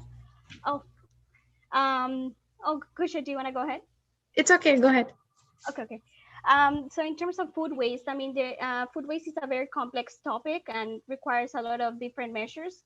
So our group decided to focus on individual action and education by helping customers become aware of different actions that lead to food waste, specifically in terms of small restaurants in the Peel region. So we hope that through our app, customers become more sensitive to and acute to the practices that end up in food waste that could be prevented. Just to add on to that, to know whether our app will be successful or not in the reality in future, as it contains a questionnaire and like customers' feedback from where we'll collect a sort of a data, we will get to know the progress month by month or year by year later on, which actually is intending towards behavioral science and nudge theory. That is basically making change within yourself at the end of the day. And we will get to know that people changed their choices, or did they become aware about the issue of food waste later on or not? Thank you. Fantastic. Does anyone from 1E want to? Yeah. Hi, how's it going, everybody? First of all, very glad to be here. So the question was, how can we justify through our process if our process is correct? One of the first, I guess, validations we've got when we were working on our project is when we met with our external stakeholders like Greenflow and Vitacor. They were also on board with us very quickly. And what our objective is that we take the facial masks and pollution created by PPE waste and we repurpose it, making it down to its polymer form, down to plastics. It even generates electricity. So one of the first validations that we knew we were on the right track and everything is good is that other companies were actually doing this, and they're starting to do, and a lot of people are actually starting to do this. More and more new research comes in that talks about the importance of repurposing PPE waste. And our goal mainly, like because of the time constraint, we focus mainly on Kiel campus and how we can help York achieve its sustainability goals in providing a green initiative of PPE recycling. Because right at the current moment, York doesn't have an infrastructure of PPE disposal waste. And so we hope by analyzing behaviors, surveying, we've analyzed that the importance that York needs of PPE recycling waste on campus. So that's how we're doing this, is by bit we're meeting with new people. We're indulging ourselves in surveys to get confirmation of the need that there is for PPE waste. So yeah. And I just like to add on to this that our team also conducted a survey during from the month of October to January, where we were better able to understand recycling behaviors for your community members.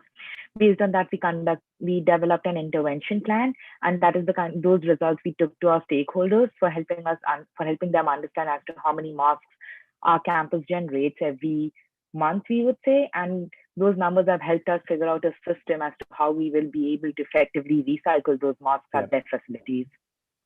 We've determined volume, prime location, because one of the main things that we're also doing is introducing a bin, like you would say a garbage bin, but it's not exactly a garbage, a specialized bin system, which is mainly used for PPE waste. We're introducing that to York, and we hope that through the survey we have found prime locations. The volume of masks that we expect.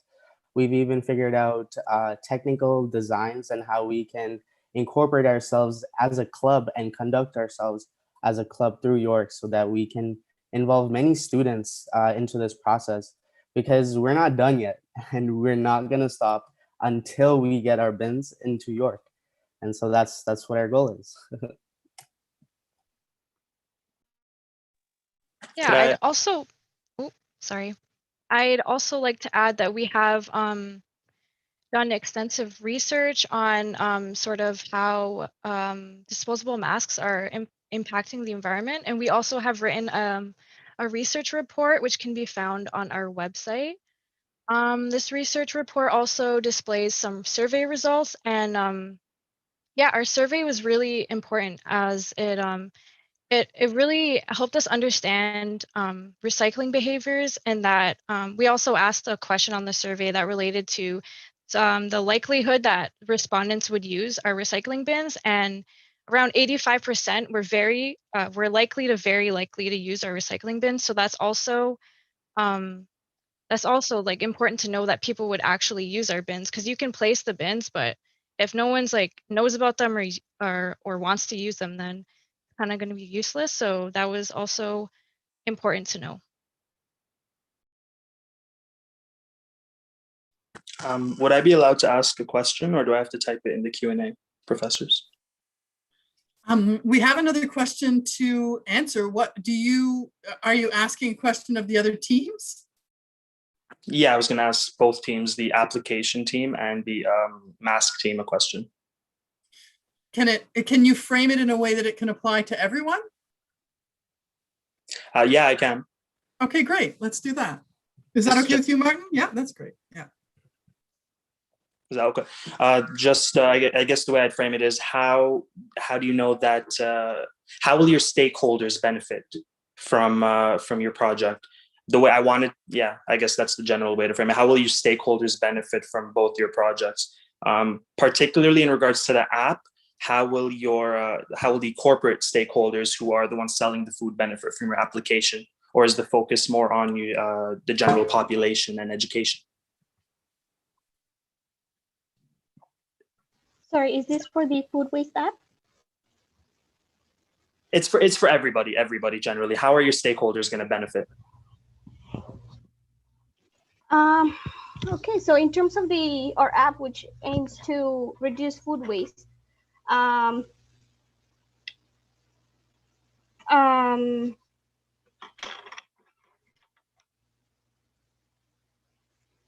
help me out here. Yeah, sure. So basically, it is our stakeholders, our partners, Peel Community Climate Council members. They have told us to reduce food waste in specifically region of Peel. So we have decided to focus our app mostly in region of Peel or GTA more so. And this app will actually focus on small businesses in the restaurant front only for now, which will actually help them in a way that we will collect information or data and customers if they change their own behavior after the app usage and all. So it will ultimately reduce the food waste from diverting it to the landfills. When there is automatically less food wasted from customers, we won't have much waste in the green bins that will convert in landfills, like that will divert to landfills. Well, okay, that's really cool. So your application basically educates the populace and relies on them to make self changes, and then you collect that data to reflect the success of your application. Am I correct in kind of that general idea? Yes. Yeah, that's right.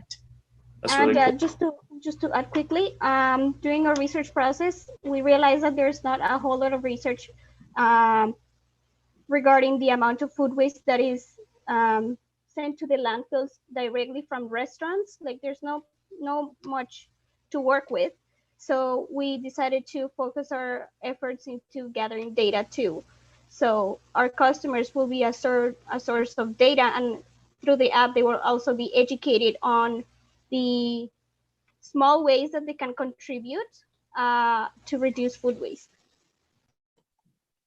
Alexandra, one of the ways like our stakeholders is benefiting is actually through the use of facial masks, right? So when we provide them with the PPE waste, they're actually just repurposing it to break it down to polymers, and so then they can use the plastics of the PPE waste. They can extract the plastic out of that and then use it in their own applications. So such as like a TV remote, right? Like you have plastics that people use, and usually this is TV remotes, and a lot of plastics are PVC based. I mean, it's polyvinyl chloride, and it's very harmful to the environment. And so if we can find a way to repurpose like plastics out of these masks, then we can make all sorts of applications and use the plastics from the PPE waste. And how we benefit is by reducing pollution from the environment, and that you can't put a price on. Some things are very very invaluable. Like we're not looking at this from a money perspective, more so as a social and like a collaborative project through York. And Since we're a big group, let's not jump in, and let's raise our hands so we can make sure to go through the folks who have hands raised and are Sorry, waiting. I couldn't. There's no option to we raise don't your have hand that here. option. Yeah, that's why. Yes. Okay, thanks so much. Okay, Kalki, 3X. Thank you. So yes, in terms of how our final results will benefit our stakeholders, also plays into how we're marketing it to our stakeholders. We didn't just want to say, here are 17 sustainable development goals, they're good, go help them. We more so marketed it as this is a space where you can come to develop professionally, artistically, in a variety of ways, make connections, and so much more. And it actually benefits them when they help the world. And I think perhaps Shamir would like to jump in. Just to expand a bit more on the overall York strategy. So York has a goal to become carbon neutral by 2049.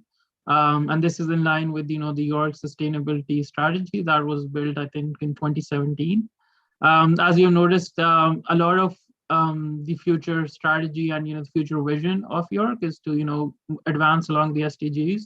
You might have heard that, we have ranked quite well in the top 10 consistently in the higher impact rankings that you might have received a notification about as well.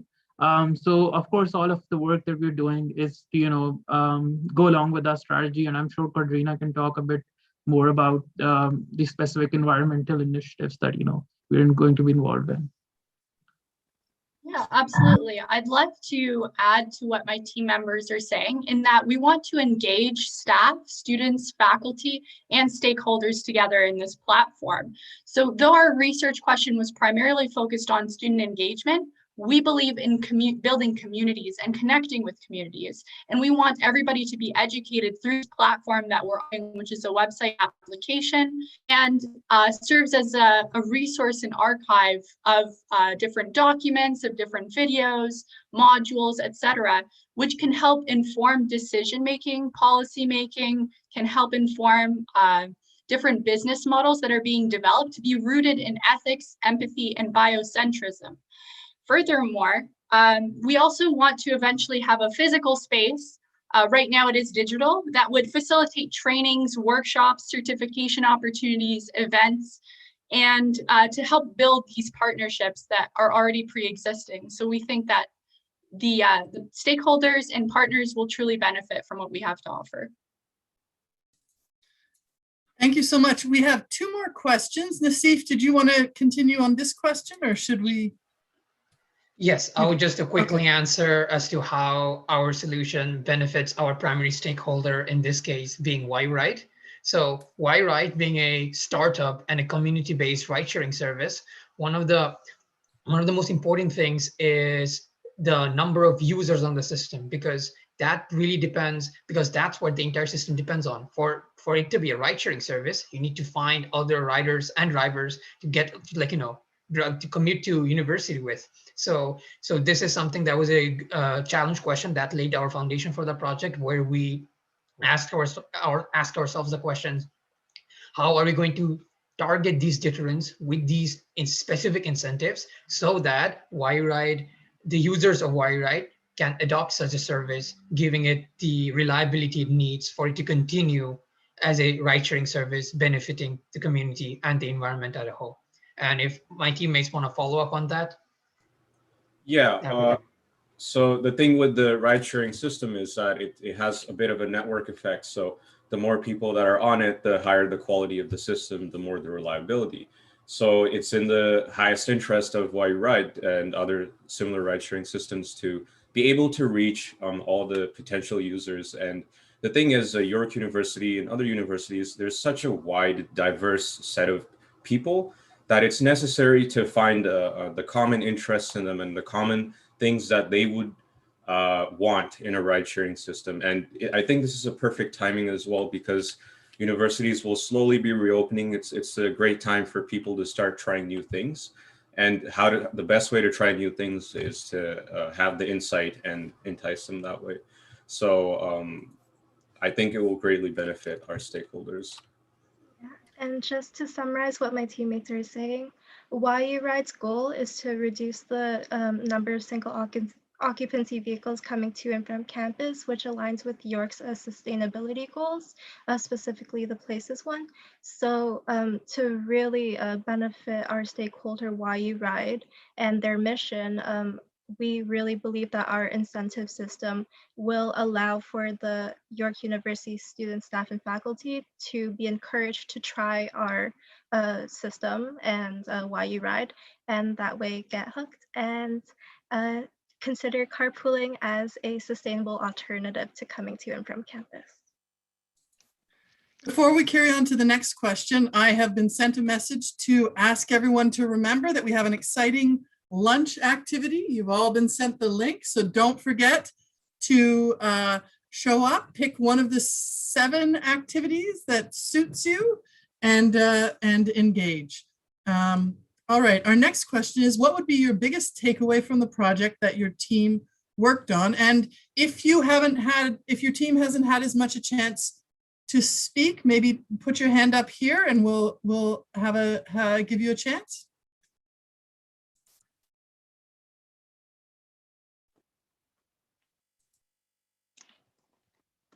Alexander? I just raised my hand in order for the rest of my teammates to chime in. Reem, anyone else who's in 3Y, if you wanted to chime in.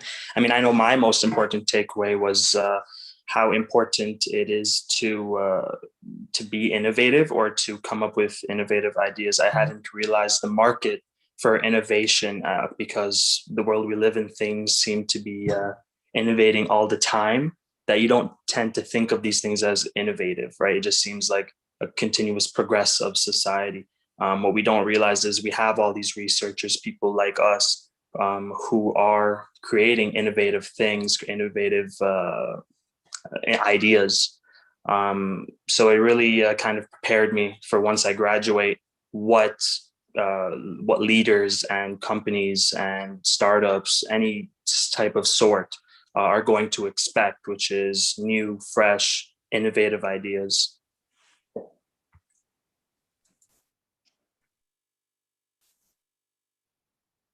We have one E member who can't raise their hand, who would like to go next. Aneri? Yeah. Oh, yeah, Neri, go ahead. Thank you. So one of the biggest takeaways for me personally from this project is the multidisciplinary approach helped me understand the different perspectives, and working alongside students from different majors was a wonderful opportunity that I had, because this gave me hands-on experience like the rest of the members, like the rest of the C4 students have been saying throughout the panel discussions.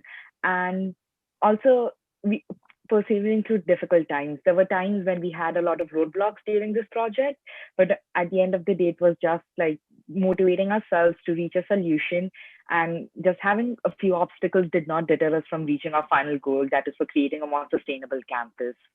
Yeah. Just to build off an area, one of our most important realization was that a lot of our group members, we come from an environmental studies background. And so we were taking the project through a very environmental study specific lens, and we weren't really incorporating other disciplines into our project. But Aniri, she is a psychology major. And so we incorporated how we can introduce social behaviors of people into our project, and how we can get a glimpse of how people behave in terms of disposing their waste and other things like that. And so by doing that, we kind of made a project that incorporates all of the necessary tools of each of our members. And that way, when we were delegating tasks, people could do what they were good at. We worked on the more waste management system, and people who had a more of a social background, they worked on analyzing behavior patterns and prime locations of our bin. So that was very important, and it's a very, very important realization to incorporate other ideas and to listen to them very intently, because it could take your project in a new direction. And that was a very important enlightenment.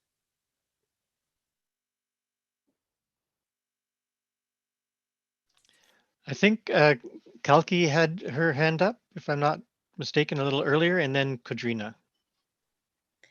Thank you. I'll have to agree with the previous response immensely, but in addition, one thing that I actually learned from actually my team member Kadrina is the importance of having just a crazy amount of contacts and involvement all throughout campus, because what this has given our project is longevity. I think that all of us can agree this was not a regular course in any means. And as we kind of grew out of that, just completing schoolwork mentality, we realized that we really wanted to make an impact on campus. And, we needed a bit more time than just the academic year to finalize our project. And so I think having the ability to pass this on to a student group that Kadrina is in charge of has really enabled us throughout the year to focus on laying a solid groundwork and incorporating all of the elements we would like to. Yeah, that was well said, Kalki. And also to add a little bit more, we really began to reflect upon what sustainability and impact means to us. And I'm going to discuss in a little further detail what they mean. So in terms of sustainability, we began to think from an innovative perspective, how we can utilize the resources we already have, thus the creation of a website and app. Furthermore, with impact, we realize that impact does not just mean our own interpersonal impact or our own selves, but the impacts that we can have on our communities and on everybody that is around us. And so we were really prospecting from the micro and the macro level, the kind of impact and the way that we would like to utilize sustainability in the UN SDGs. We also realized our intentions with this project. We realized we want to empower, we want to engage, and we want to inspire change. And we want to do that in a way that the Indigenous talk about, which is from the 7th generation. It's not just about the perspective of where we are here or the amount of time from when we are here, but thinking about it from the perspective of what happens long term, that kind of impact as well, that sometimes we don't often think about and has led to devastating crises like the climate change crisis. We also believe that a part of our objective is engaging with communities, collaborating with communities and with each other, and really just utilizing and valuing creativity and innovation, not being afraid to be bold, to be creative, think outside of the box, and to really just facilitate these connections like Kalki mentioned. And to finish off, we really believe in that Margaret Mead quote that many of you have probably heard, where if you have a small group of thoughtful, dedicated, and informed citizens working together, you can change the world. Some of my group members are only viewers in this, but they've typed me their answers. They just wanted to emphasize the fact that we're able to connect with these corporate leaders, which was probably the biggest takeaway, and actually not necessarily educate them, but provide them a fresh perspective as emerging young adults, as graduating students who are going to be thrown into the real world. And who have had a taste of it that other courses don't offer. My group members are just really stressing the fact that we got the opportunity to communicate with people who have gone through the same steps as we have and are where we're looking to, or what we're aspiring to become. That's all. And great answers, everybody, by the way. Thanks, Alex, and thanks everyone else. And Alex, thanks for bringing in some of your group members who are just viewing. As with a lot of these kinds of meetings, there's certain people that are kind of more comfortable speaking up and putting their face forward in front of a group, but others that might sort of hang back. And I'm just wondering if anybody else that hasn't spoken yet might want to comment or share their thoughts on this. Yeah, Nassif and I would love to share. Nassif, would you like to begin? Yeah, sure. So I guess I could start with the question of what would be a very good takeaway from this project. So I would I would say it from an individual perspective, and I feel like it would apply to my other teammates too, but I'll let them speak their side. But one thing that was really important to me for the last 8 months was us coming together, working together, trusting each other, having our back, having each other's backs in a world ravaged by a pandemic and everything. This was unlike any other experience that we've been in, right? So what happened was we found ourselves. We knew we didn't know what to do at first, but it is from the experiences it is the importance of us coming together and understanding the main goal, the main objective of what our project is, and it is to fight climate change. And I think that is the takeaway of like having each other and getting to speak on this panel today, just showing that we have completed the last 8 months, and I think that's something that we all should be proud of. Yeah, and I think the biggest thing that blew me away about this entire course was the multidisciplinary aspect. Now, we started off with 8 people, and then we lost 2 people at the beginning of the semester, unfortunately. So we quickly had to learn how to trust each other and get working efficiently. And this was my first time working with such a wide variety. I'm from engineering, and we have people from business, environmental sciences, urban sciences, and we were all passionate about one problem. So we quickly started trusting each other and helping each other during difficult times. And to also answer that question about teamwork being challenging, I think the best strategy we came up with to address this was to divide ourselves into sub-teams during the later phases. And this helped us a lot because we could all focus on our own subtasks, either technical or research or simulation, and we would come together. And that's when things started really flowing. Thank you, Yash. I'm sorry, we're going to have to cut you off there. Martin's going to close us out. Yeah, I just wanted to thank all of our panelists today from our 5 groups. You guys did a really awesome job. You folks have been awesome throughout the year. Good work. And we'll see you in the booths and other places throughout the afternoon. And don't forget about the 1-hour lunch break. And you can stay and watch the project videos or exit and use the same Zoom link to join the afternoon sessions. Thank you so much, guys. Thank you all for your engagement. Thank you. Thank you. Have a very good day. Bye. Thank you, everyone. Thank you. Thank you.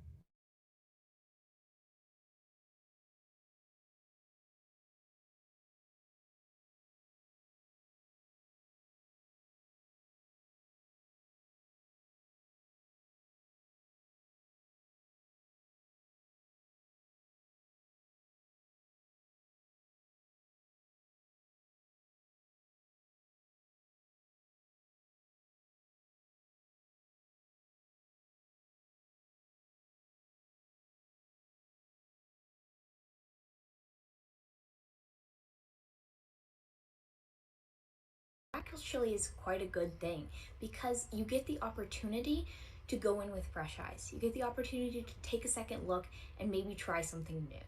Lastly, everyone's going to be feeling the same way.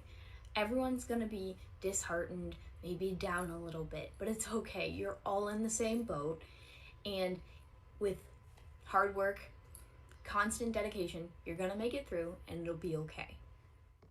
You might get a chance to try something new and learn from it. Then you will have an opportunity to build up your skills. Your C4 journey would also help in gaining your self-confidence and developing your ability to overcome challenges. My C4 journey is one that has combined challenge with reward and independence with collaboration. Now that I've finished my C4 experience, something that I would have told myself at the start of this journey is to simply not be afraid to accept change. Our current project is drastically different compared to our first gate, and this is due to the helpful advice given to us by the teaching team, our stakeholders, and of course, our fellow classmates.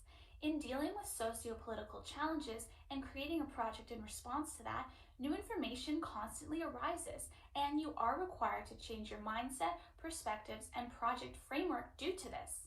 This doesn't mean you have failed. This means that you are on a pathway towards growth. I would have told myself in September to always trust in the process, and through hard work, collaboration, and commitment to the project, it will succeed. One of the things that I'll tell to my September self is to trust in the process of going through all the steps laid out by C4. One of the things that worried me a lot back in September was how were we supposed to come up with all the things that we have to come up with and then come to a finish of the project. The problem was that I was all too focused on the ending and not the steps that would make such a finish possible. My team actually had the problem of having to restart our project multiple times, which is not a problem because it just teaches us, different alleyways that we could have taken. It teaches us the skill of falling down and getting back up.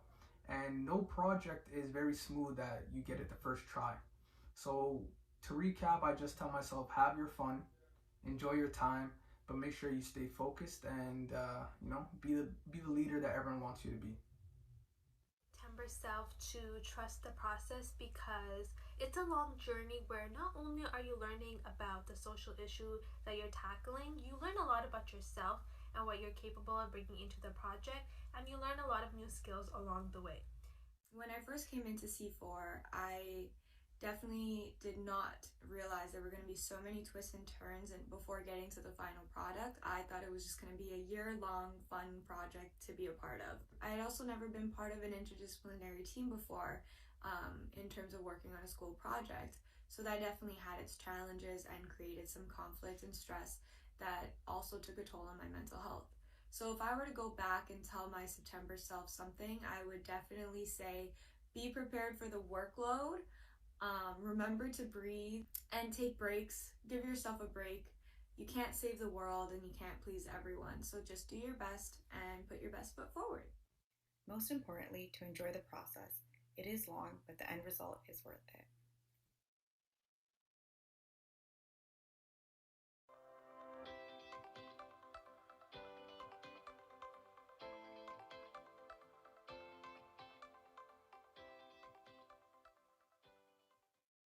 I enjoy working with my team members and experience something I've never experienced before in any of my other classes, and I also learned a lot from my team members.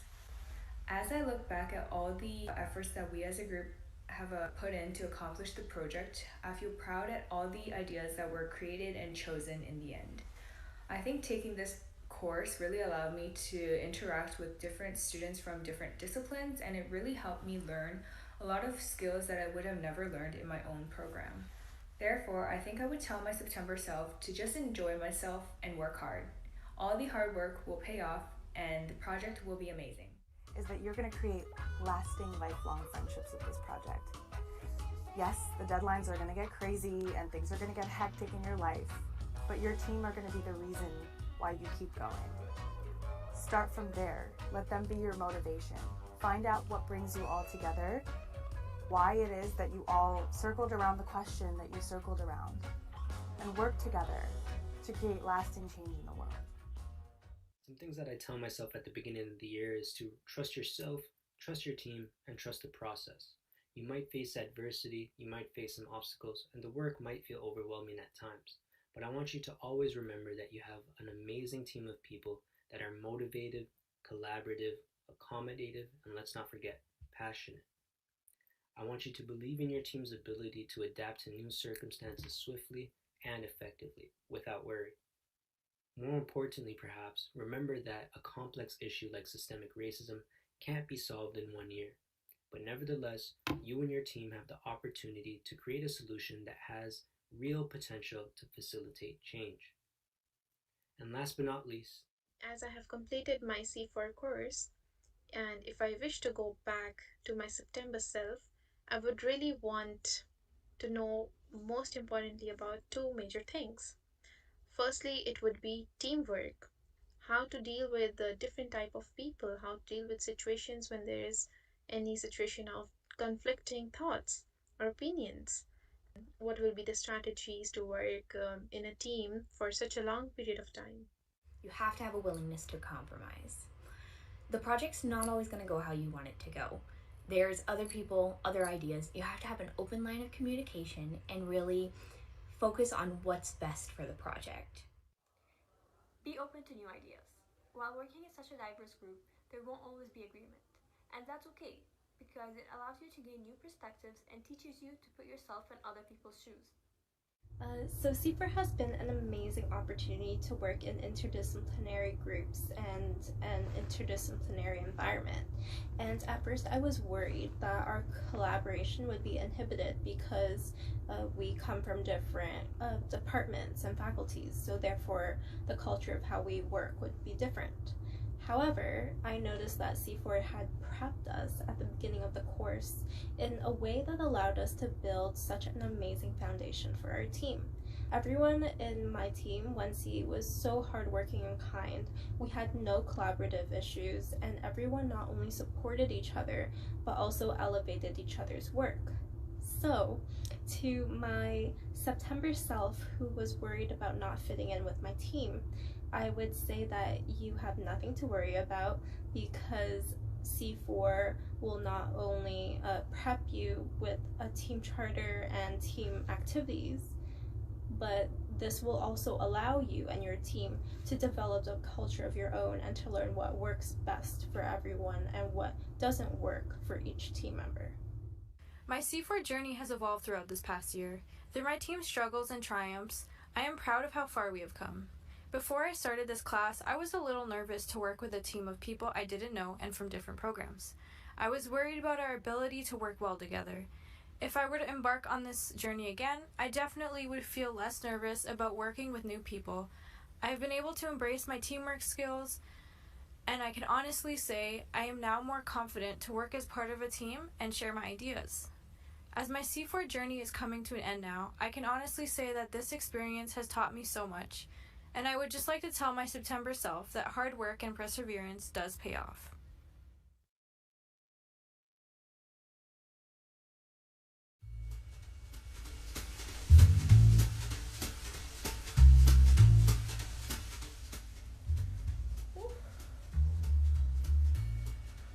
These masks. Merity. Merity. Merity.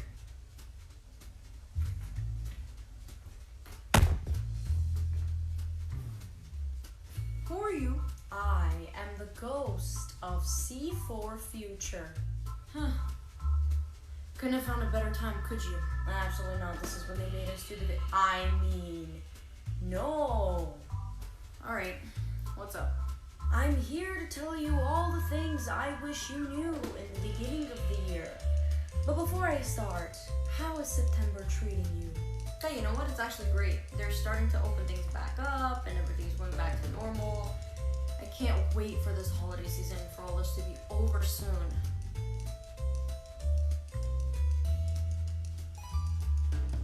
What is it? Yeah, let you figure that one on your own. Okay, just grab a surfboard. What? Moving on. Merity, I wish you knew how important your time is. Please stop wasting time planning so much and for the love of Christ, actually take action.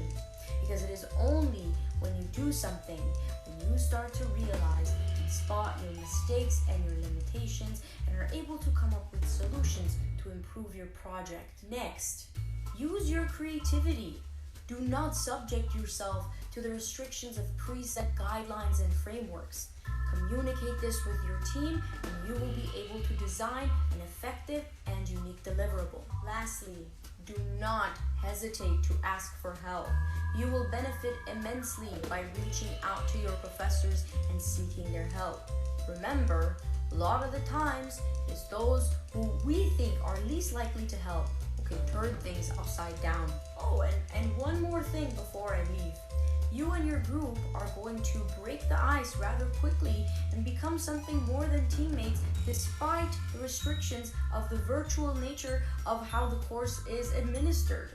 You guys are going to establish a level of trust, respect, and understanding that only friends can achieve. So, do look forward to that. Well, I'm glad to hear that, and thank you for paying me a visit. My pleasure. Oh, and you might just want to stock up on antidepressants for the next 6 to 7 months, give or take. Bye!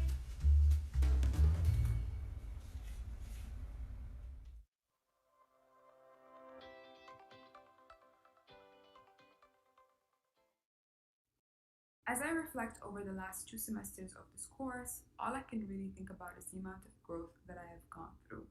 As when you're in C4 and you're dealing with real life impactful issues and you have a lot of freedom and power over your project, that can be quite overwhelming. However, it pushes you to be focused, determined, organized, and have great time management skills, which are attributes that I did not get to enrich to this extent throughout my undergrad degree. Something that I've told myself back in September 2020 before starting the C4 journey would be perseverance with tough times and be more adaptable to changes. We were a team of 8 students from different disciplines. There were times during a project when we had to take a step or two back, but that did not deter us from our goal. These minor setbacks were seemed like an obstruction at that time, but they helped us move forward leaps and bounds later in the project. We became more open to ideas because we were determined to find a solution to our project. This has helped me grow so much as a person, and being a part of the C4 journey is something that I'll cherish forever. Hi, my name is Jacqueline, a student in International Development Studies. I joined C4 Journey hoping to learn more about management, research, and development skills. However, I didn't know that the C4 will also offer me an opportunity to practice more on my soft skills, such as social creativities, critical thinking, and interpersonal communication skills.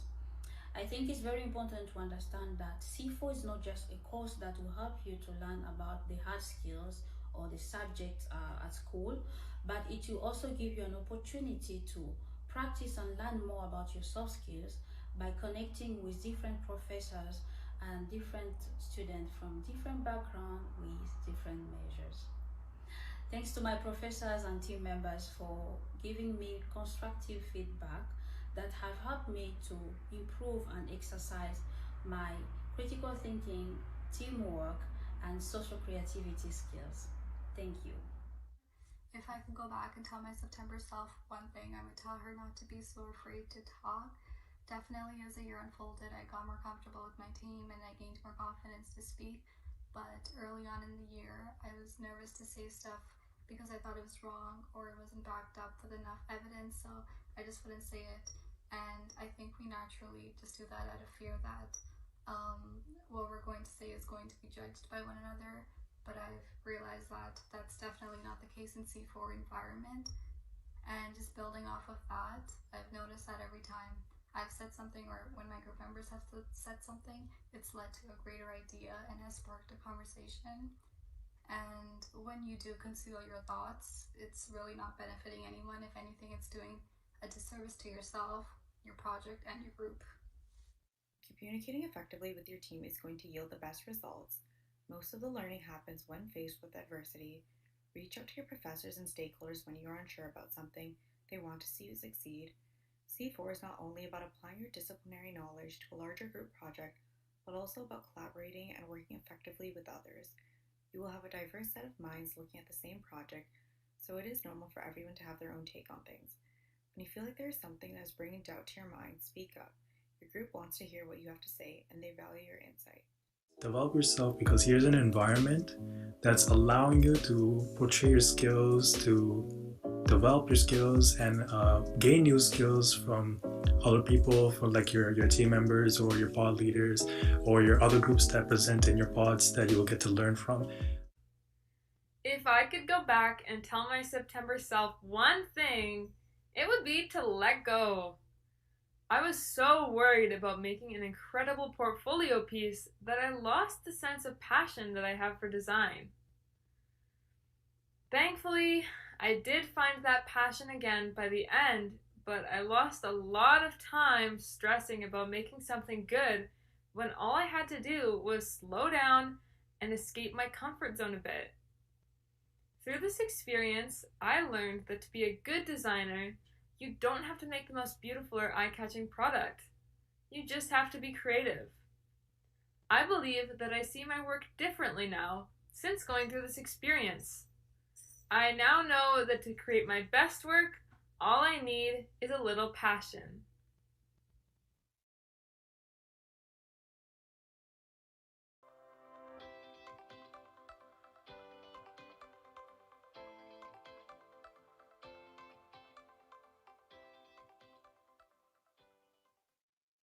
So after completing the C4 journey, there's many things that I would tell my September self to know about. The first thing I would tell you is expect the unexpected, because you will have roadblocks on this journey, you will have flaws in this journey, you have obstacles in this journey, but if you put your mind to it, there's always a way to overcome those obstacles, overcome those roadblocks, and overcome those flaws that you can push through and get to the end goal that you have with your team.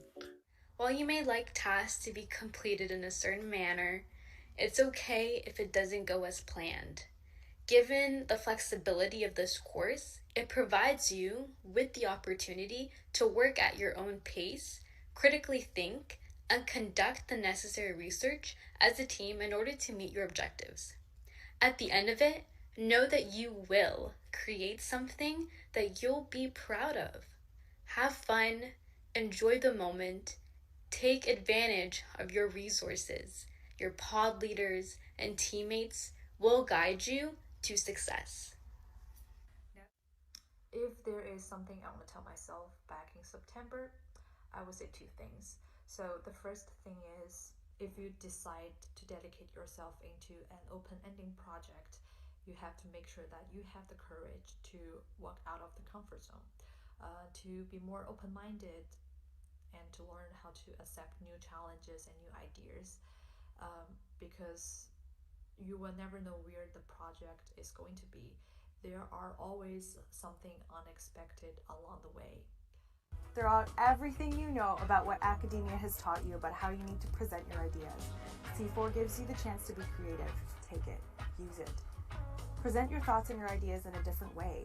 Oftentimes you'll find that you'll shoot yourself in the foot trying to double up on work, thinking that you have to do it once and then communicate it another time, when in reality you probably have everything you need already, if not most of it. Start from there. While it is a group project, it is also a project about yourself and where you fit, what you handle, and how you respond to situations.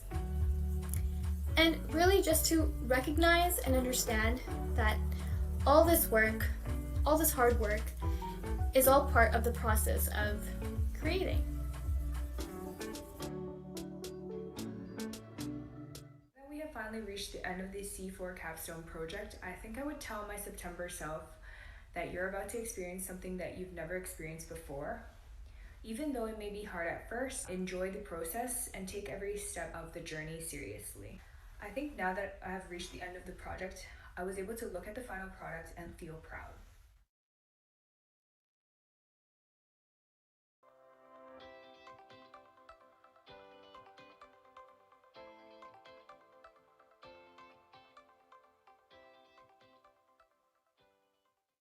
One thing I would say is don't hesitate to ask for help when you need it.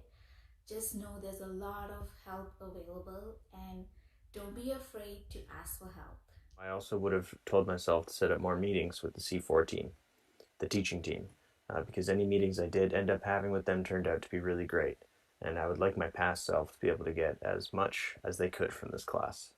First, I would say that I should have made more use of the many resources available to us.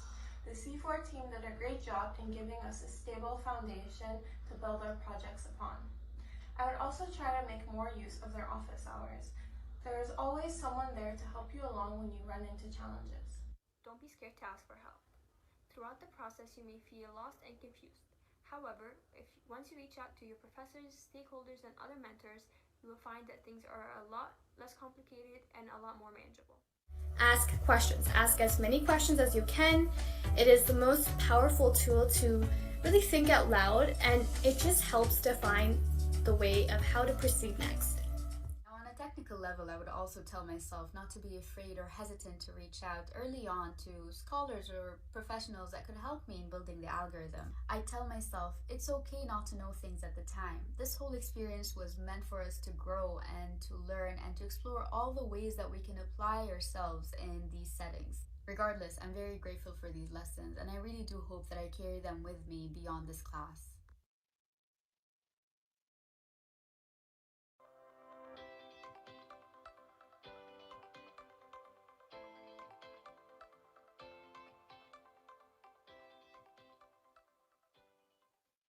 It's also important to tell yourself that although you feel that creating an impact means you really need to come up with a solution that will resolve the issue, oftentimes that solution is a whole journey in itself where it will take a lot of time and process to develop. But that doesn't mean that you're not creating an impact even if you're at the base of the issue and recognizing that this is the solution, but we need to start over here. Because even then, that recognition is creating a step towards change. Focus on the journey, not the destination.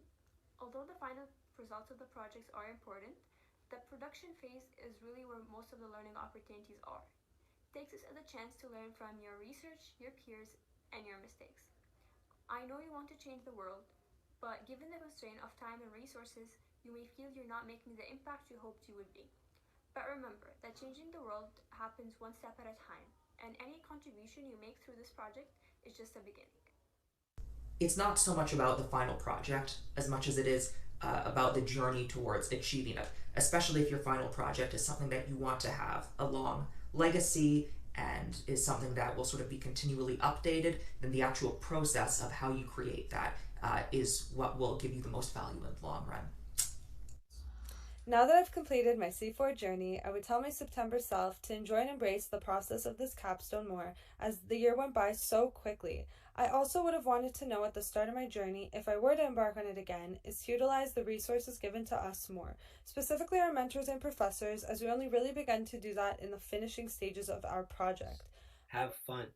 This is a new experience for you where you can learn and build new skills that you can carry with you into your career. Your C4 journey would also help in gaining your self-confidence and developing your ability to overcome challenges. It is worthy to have such enriching experience before you graduate. If I could go back and tell my September self one thing, it would be stop questioning yourself. Back in September, when our journey just started, I was so anxious and worried that I could not contribute to our group and help our members to build our project. I also worried, what if my members don't like me? It turned out that I was worried for nothing. All my team members are awesome. Even though I didn't help with technical parts, I helped with so many things thanks to my major. And I also learned so many skills from my members.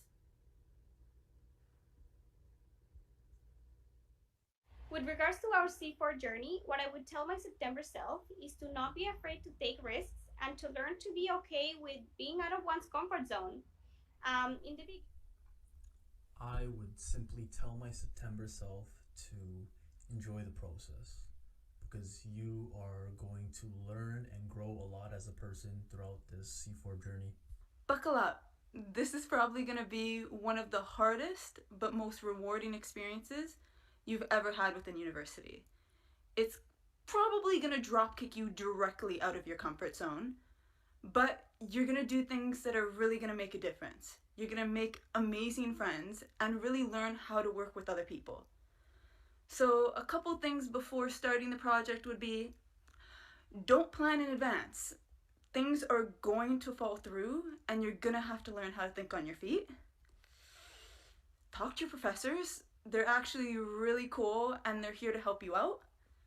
And take advantage of all the free room that you have with your project. You can literally do whatever you want. There's no guidelines. Stop trying to make guidelines. And really just enjoy the experience. You're gonna have fun. Stop stressing out. So if I had to tell my past self anything, I would be like, breathe, relax, throw away all traditional knowledge because it's not the way it works, and you are going to be fine. Going to be fine. Professors are here to fill you. They're here to help you and advance you. So trust me, you're gonna be fine. You got this. Go for it.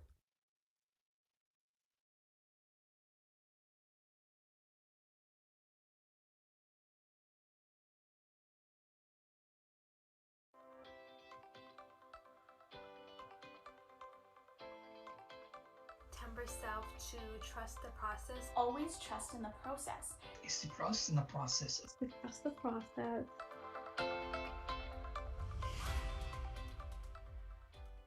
It's okay to start over.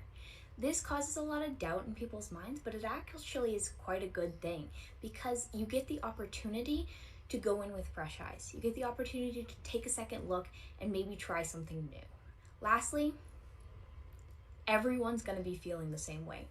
Everyone's going to be disheartened, maybe down a little bit, but it's okay. You're all in the same boat, and with hard work, constant dedication, you're going to make it through and it'll be okay. You might get a chance to try something new and learn from it. Then you will have an opportunity to build up your skills. Your C4 journey would also help in gaining your self-confidence and developing your ability to overcome challenges. My C4 journey is one that has combined challenge with reward and independence with collaboration. Now that I've finished my C4 experience, something that I would have told myself at the start of this journey is to simply not be afraid to accept change. Our current project is drastically different compared to our first gate, and this is due to the helpful advice given to us by the teaching team, our stakeholders, and of course, our fellow classmates. In dealing with socio-political challenges and creating a project in response to that, new information constantly arises, and you are required to change your mindset, perspectives, and project framework due to this. This doesn't mean you have failed. This means that you are on a pathway towards growth.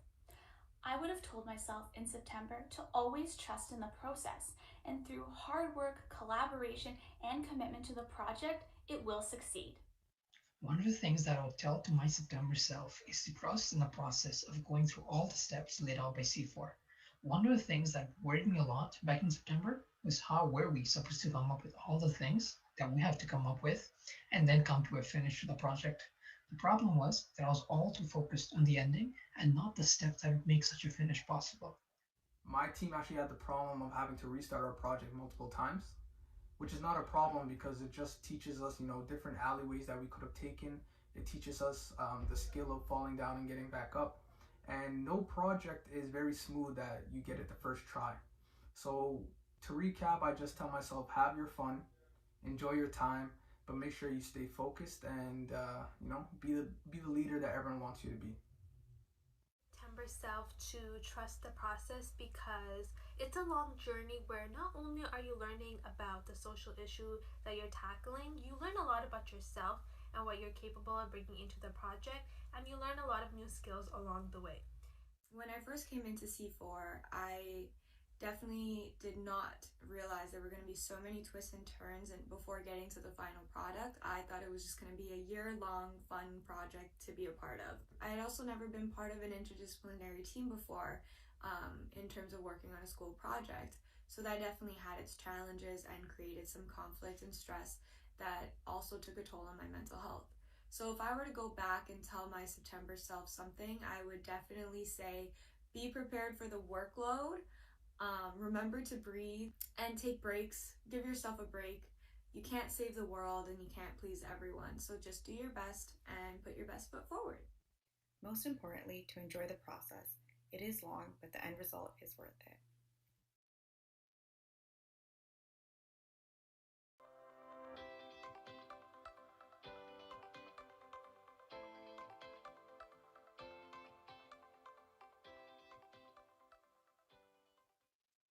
I enjoyed working with my team members and experienced something I've never experienced before in any of my other classes, and I also learned a lot from my team members.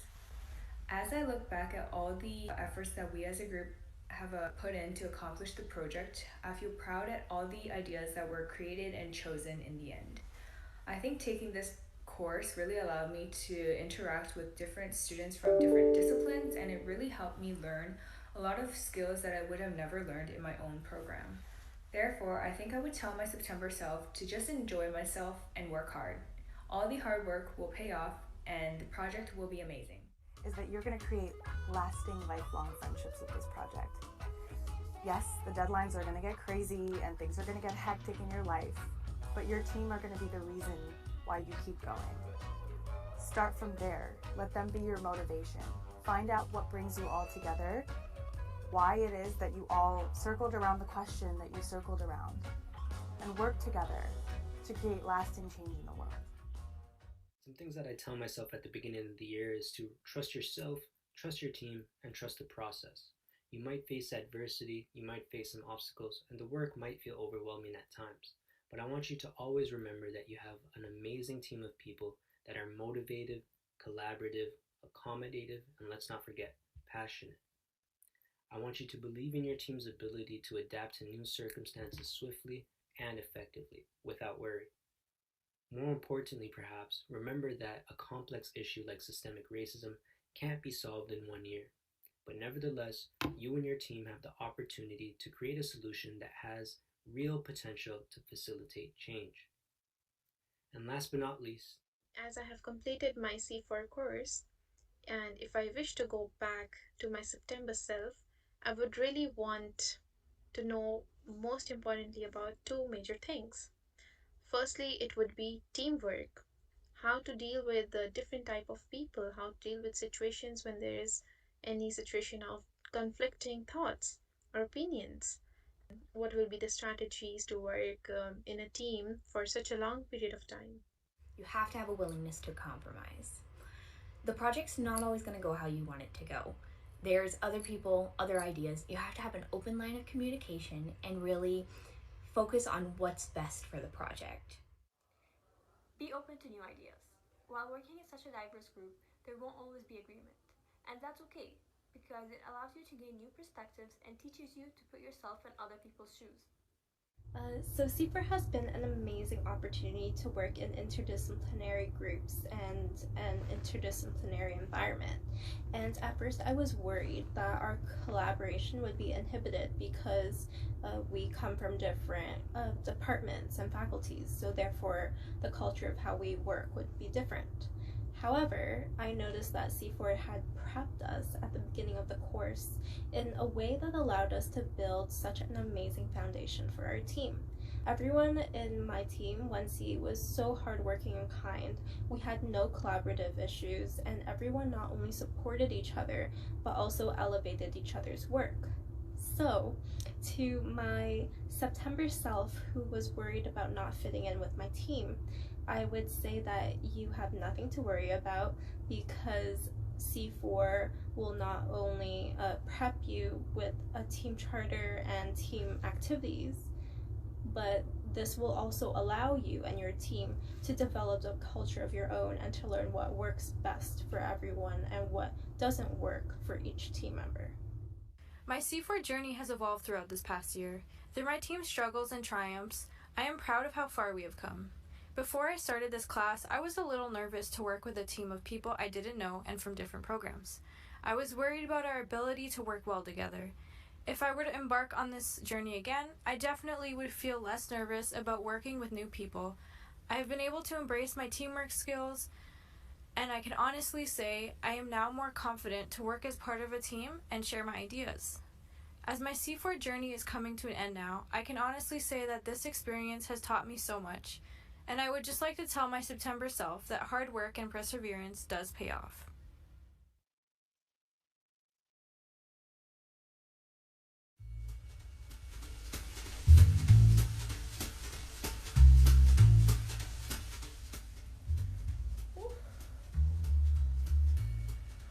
These masks. Merity. Merity. Merity.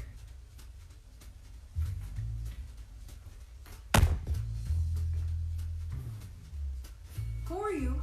I am the ghost of C4 Future. Huh.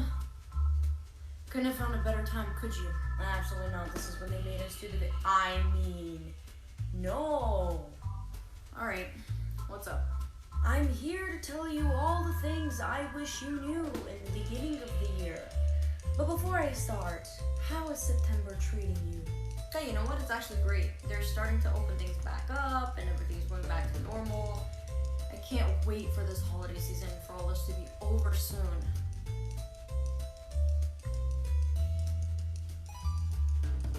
What is it? Yeah, let you figure that one on your own. Okay, just grab a surfboard. What? Moving on. Merity, I wish you knew how important your time is. Please stop wasting time planning so much, and for the love of Christ, actually take action. Because it is only when you do something, when you start to realize and spot your mistakes and your limitations, and are able to come up with solutions to improve your project. Next, use your creativity. Do not subject yourself to the restrictions of preset guidelines and frameworks. Communicate this with your team, and you will be able to design an effective and unique deliverable. Lastly, do not hesitate to ask for help. You will benefit immensely by reaching out to your professors and seeking their help. Remember, a lot of the times, it's those who we think are least likely to help who can turn things upside down. Oh, and one more thing before I leave. You and your group are going to break the ice rather quickly and become something more than teammates despite the restrictions of the virtual nature of how the course is administered. You guys are going to establish a level of trust, respect, and understanding that only friends can achieve. So, do look forward to that. Well, I'm glad to hear that, and thank you for paying me a visit. My pleasure. Oh, and you might just want to stock up on antidepressants for the next 6 to 7 months, give or take. Bye!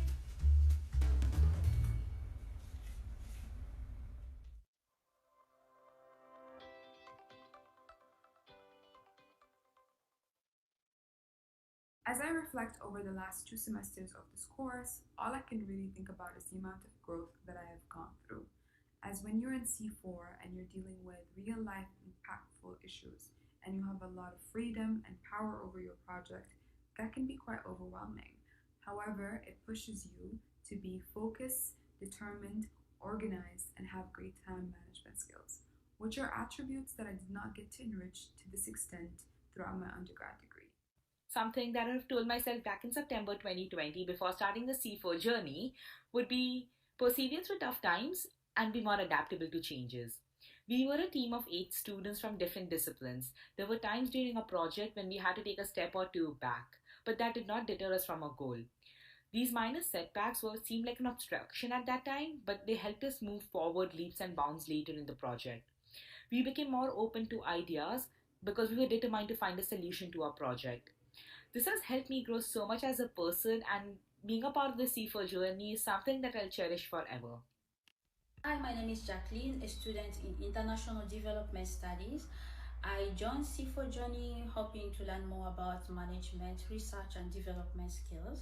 However, I didn't know that the C4 will also offer me an opportunity to practice more on my soft skills, such as social creativities, critical thinking, and interpersonal communication skills. I think it's very important to understand that C4 is not just a course that will help you to learn about the hard skills or the subjects at school, but it will also give you an opportunity to practice and learn more about your soft skills by connecting with different professors and different students from different backgrounds with different measures. Thanks to my professors and team members for giving me constructive feedback that have helped me to improve and exercise my critical thinking, teamwork, and social creativity skills. Thank you. If I could go back and tell my September self one thing, I would tell her not to be so afraid to talk. Definitely, as the year unfolded, I got more comfortable with my team and I gained more confidence to speak. But early on in the year, I was nervous to say stuff because I thought it was wrong or it wasn't backed up with enough evidence, so I just wouldn't say it.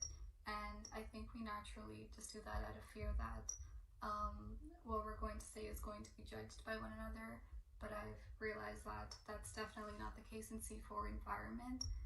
And just building off of that, I've noticed that every time I've said something or when my group members have said something, it's led to a greater idea and has sparked a conversation. And when you do conceal your thoughts, it's really not benefiting anyone. If anything, it's doing a disservice to yourself, your project, and your group. Communicating effectively with your team is going to yield the best results. Most of the learning happens when faced with adversity.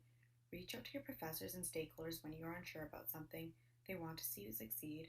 C4 is not only about applying your disciplinary knowledge to a larger group project, but also about collaborating and working effectively with others. You will have a diverse set of minds looking at the same project, so it is normal for everyone to have their own take on things. When you feel like there is something that is bringing doubt to your mind, speak up. Your group wants to hear what you have to say, and they value your insight. Develop yourself because here's an environment that's allowing you to portray your skills, to develop your skills, and gain new skills from other people, from like your team members or your pod leaders or your other groups that present in your pods that you will get to learn from. If I could go back and tell my September self one thing, it would be to let go. I was so worried about making an incredible portfolio piece that I lost the sense of passion that I have for design. Thankfully, I did find that passion again by the end, but I lost a lot of time stressing about making something good when all I had to do was slow down and escape my comfort zone a bit. Through this experience, I learned that to be a good designer, you don't have to make the most beautiful or eye-catching product. You just have to be creative. I believe that I see my work differently now since going through this experience. I now know that to create my best work, all I need is a little passion.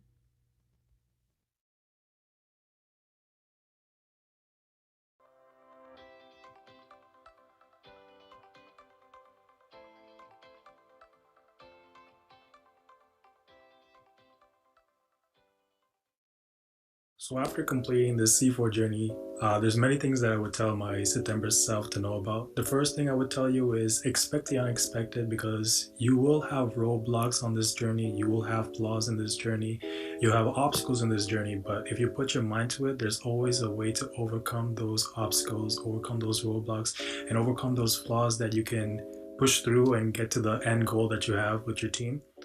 While you may like tasks to be completed in a certain manner, it's okay if it doesn't go as planned. Given the flexibility of this course, it provides you with the opportunity to work at your own pace, critically think, and conduct the necessary research as a team in order to meet your objectives. At the end of it, know that you will create something that you'll be proud of. Have fun, enjoy the moment, take advantage of your resources. Your pod leaders and teammates will guide you to success. If there is something I want to tell myself back in September, I would say two things. So the first thing is, if you decide to dedicate yourself into an open-ending project, you have to make sure that you have the courage to walk out of the comfort zone, to be more open-minded, and to learn how to accept new challenges and new ideas. Because you will never know where the project is going to be. There are always something unexpected along the way. Throughout everything you know about what academia has taught you about how you need to present your ideas, C4 gives you the chance to be creative. Take it, use it. Present your thoughts and your ideas in a different way. Oftentimes you'll find that you'll shoot yourself in the foot trying to double up on work, thinking that you have to do it once and then communicate it another time, when in reality you probably have everything you need already, if not most of it. Start from there. While it is a group project, it is also a project about yourself and where you fit, what you handle, and how you respond to situations. And really just to recognize and understand that all this work, all this hard work, is all part of the process of creating.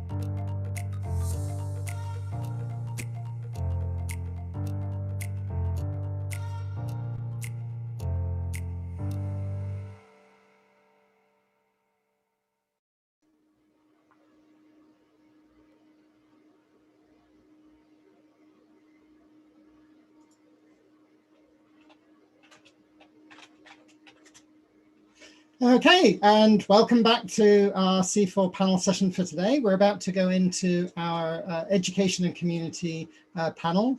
We look forward to presenting our teams for this panel. We have 4 teams with us this afternoon. Before we get into that, I just want to briefly introduce myself. I'm Franz Newland. I am one of the C4 teaching team, and I will be moderating this session along with Danielle Robinson. So we will be your guides for the next group of panels as we go through our panel session today. I just want to start with some basic housekeeping, just to remind you of the basic housekeeping. We'll start by presenting the impact videos from each of our teams in this education and community session. We have 4 teams in this session. Team 1D, Art Cell Canada. We have Team 2J, who is reframing mental health at York University. We have our Team 2Q, the ACE Academy, and I'll have to leave it to you to watch the impact video to know exactly what that means. And then we'll come on to 3S, Navigating the Divide. So those are our teams for this panel session. So the basic housekeeping is we will have the videos at the start. If you have questions you want to submit, please go to the bottom of your Zoom screen and you'll find a Q&A function. You can submit questions there. We'll try to monitor those to keep an eye on what questions you're raising. We may not get to all your questions, but we'll do the best we can. And if you have any technical issues, you can also raise those through the Q&A function, and one of the technical staff behind the scenes will make sure that we get to that as quickly as we can. So on that note, we are ready to go into our impact videos for our first 4 teams for the Education and Community 2 panel. Thank you very much.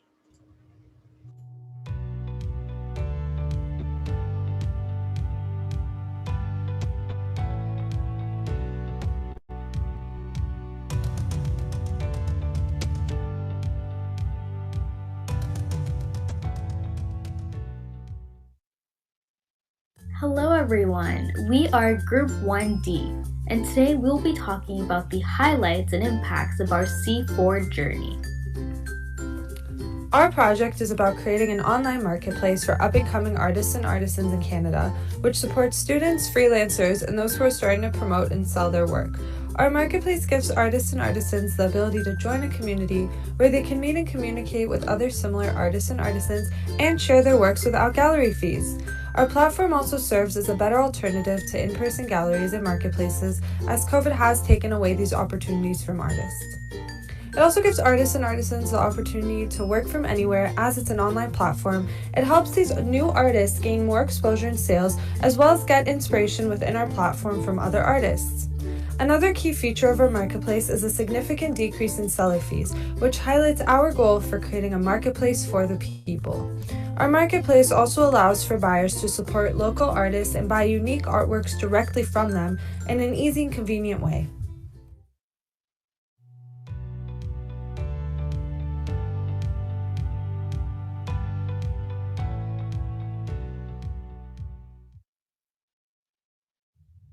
Hello, welcome. This is Team 2J. Our project is about reframing mental health at York University. So our scope would be York University undergraduate students from a variety of demographics. Our observation and concerns are areas in current mental health resources at York University that can be improved. The method of this research would be we conduct a lot of literature search, reviews, and we send out a survey to undergraduate York University student and see what is their experience with mental health and mental health resources in York University. Our aims and goals would be we develop a potential strategy to make mental health resources at York more accessible and inclusive. Our final deliverables would be our decision notes, our workshop, and a promo plan and a student method worksheets. Here is a QR code to access details about our project. Please feel free to scan it and the whole project will be explained there. Thank you.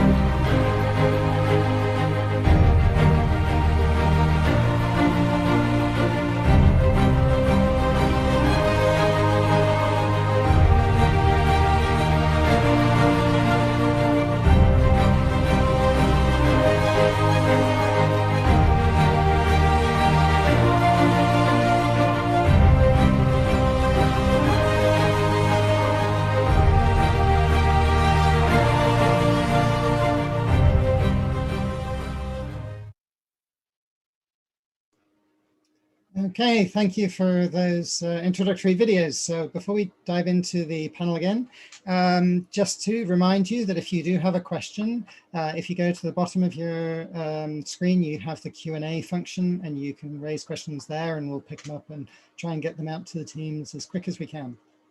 So just to kick everybody off, obviously you've tackled some fascinating challenges over the last 2 semesters and you're working in truly cross-disciplinary teams. So my first question for each team is actually, what are the benefits and challenges that you think you've found working in a multidisciplinary environment? So if I could go maybe to anybody in Team 1D to kick us off.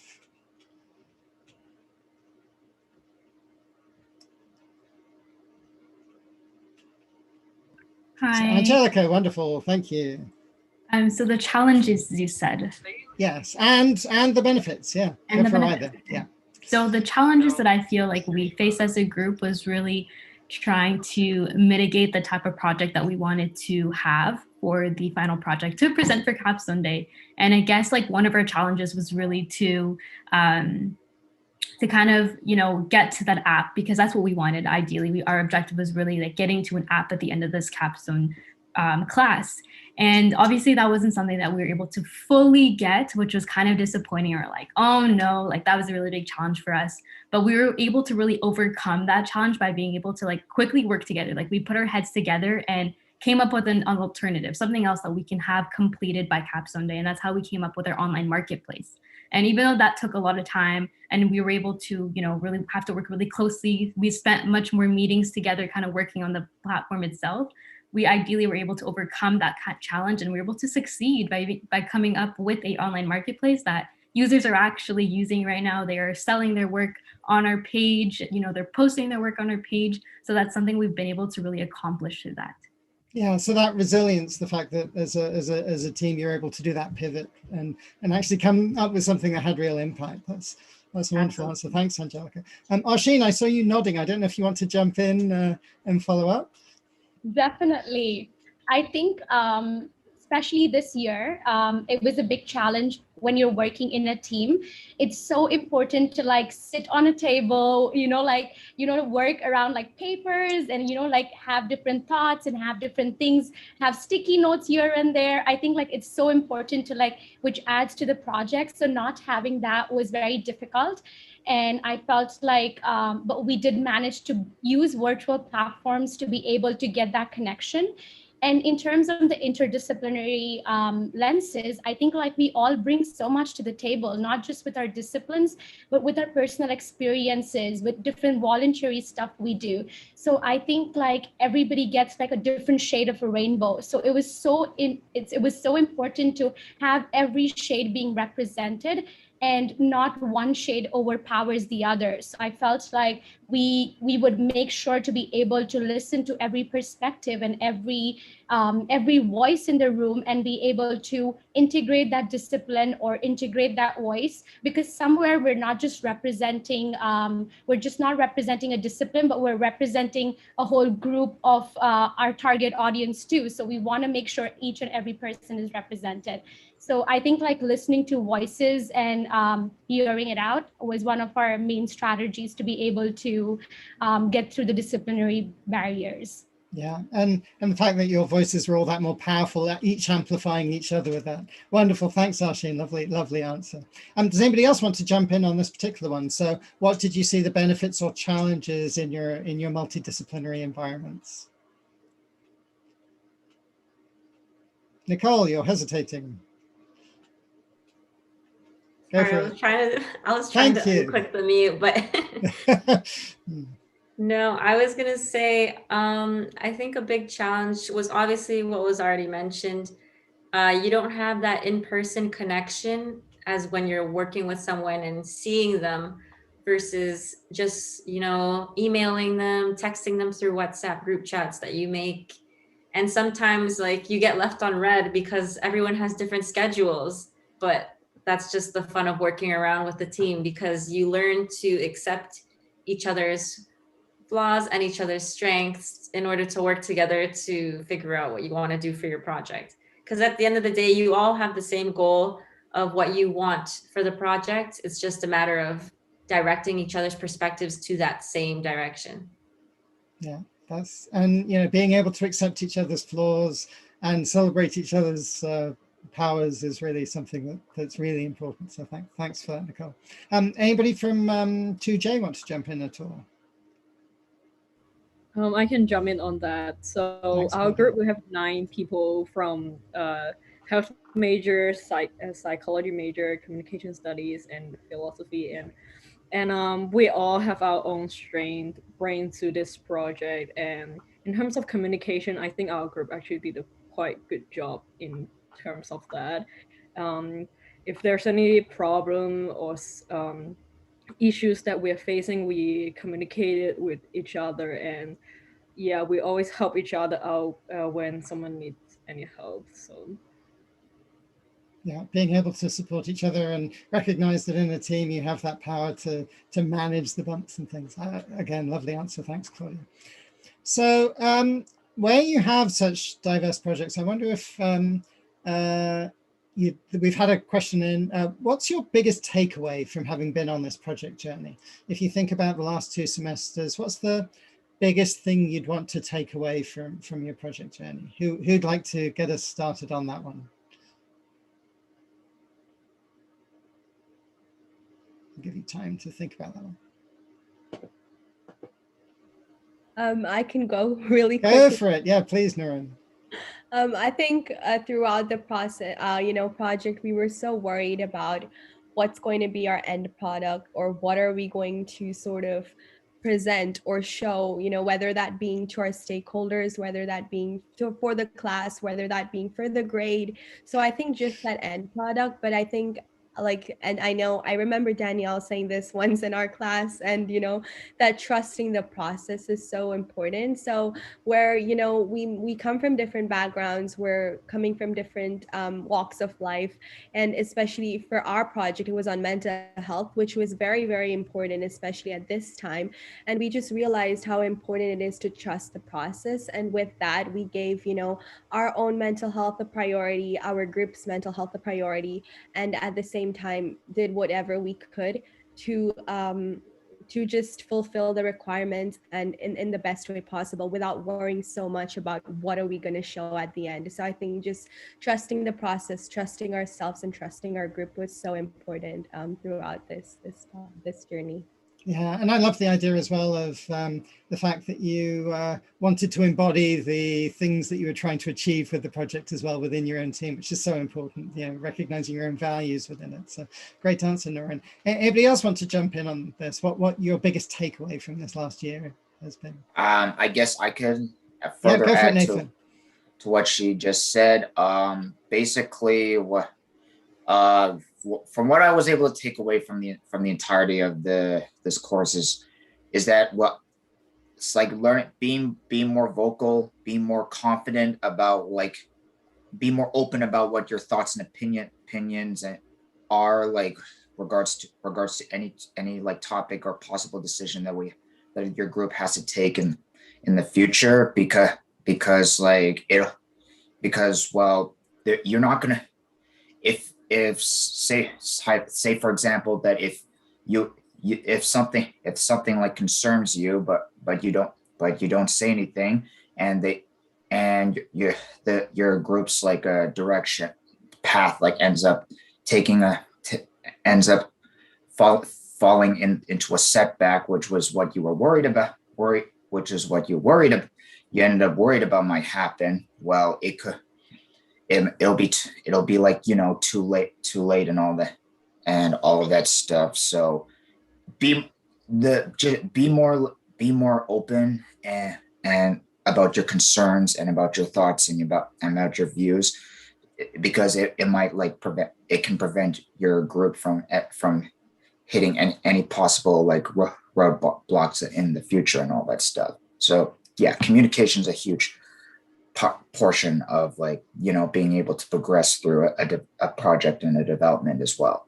Yeah, that's really important, Nathan, the idea that you each have a voice about those concerns, and if you have the chance to raise those concerns, that's the way that the team can progress through them and move on. Yeah, wonderful. Thank you.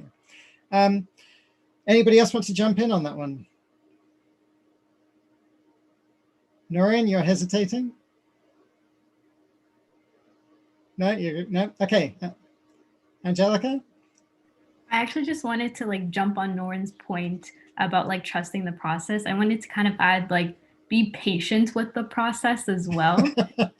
Very true. Very true. Because I feel like at times we're kind of just like, you know, oh my God, like it's taking too long to get to this point. We just want to develop the project and like we're not being patient enough. And I think like being patient is just really important because, you know, there's a reason why our pod leaders are giving us these certain tasks to do.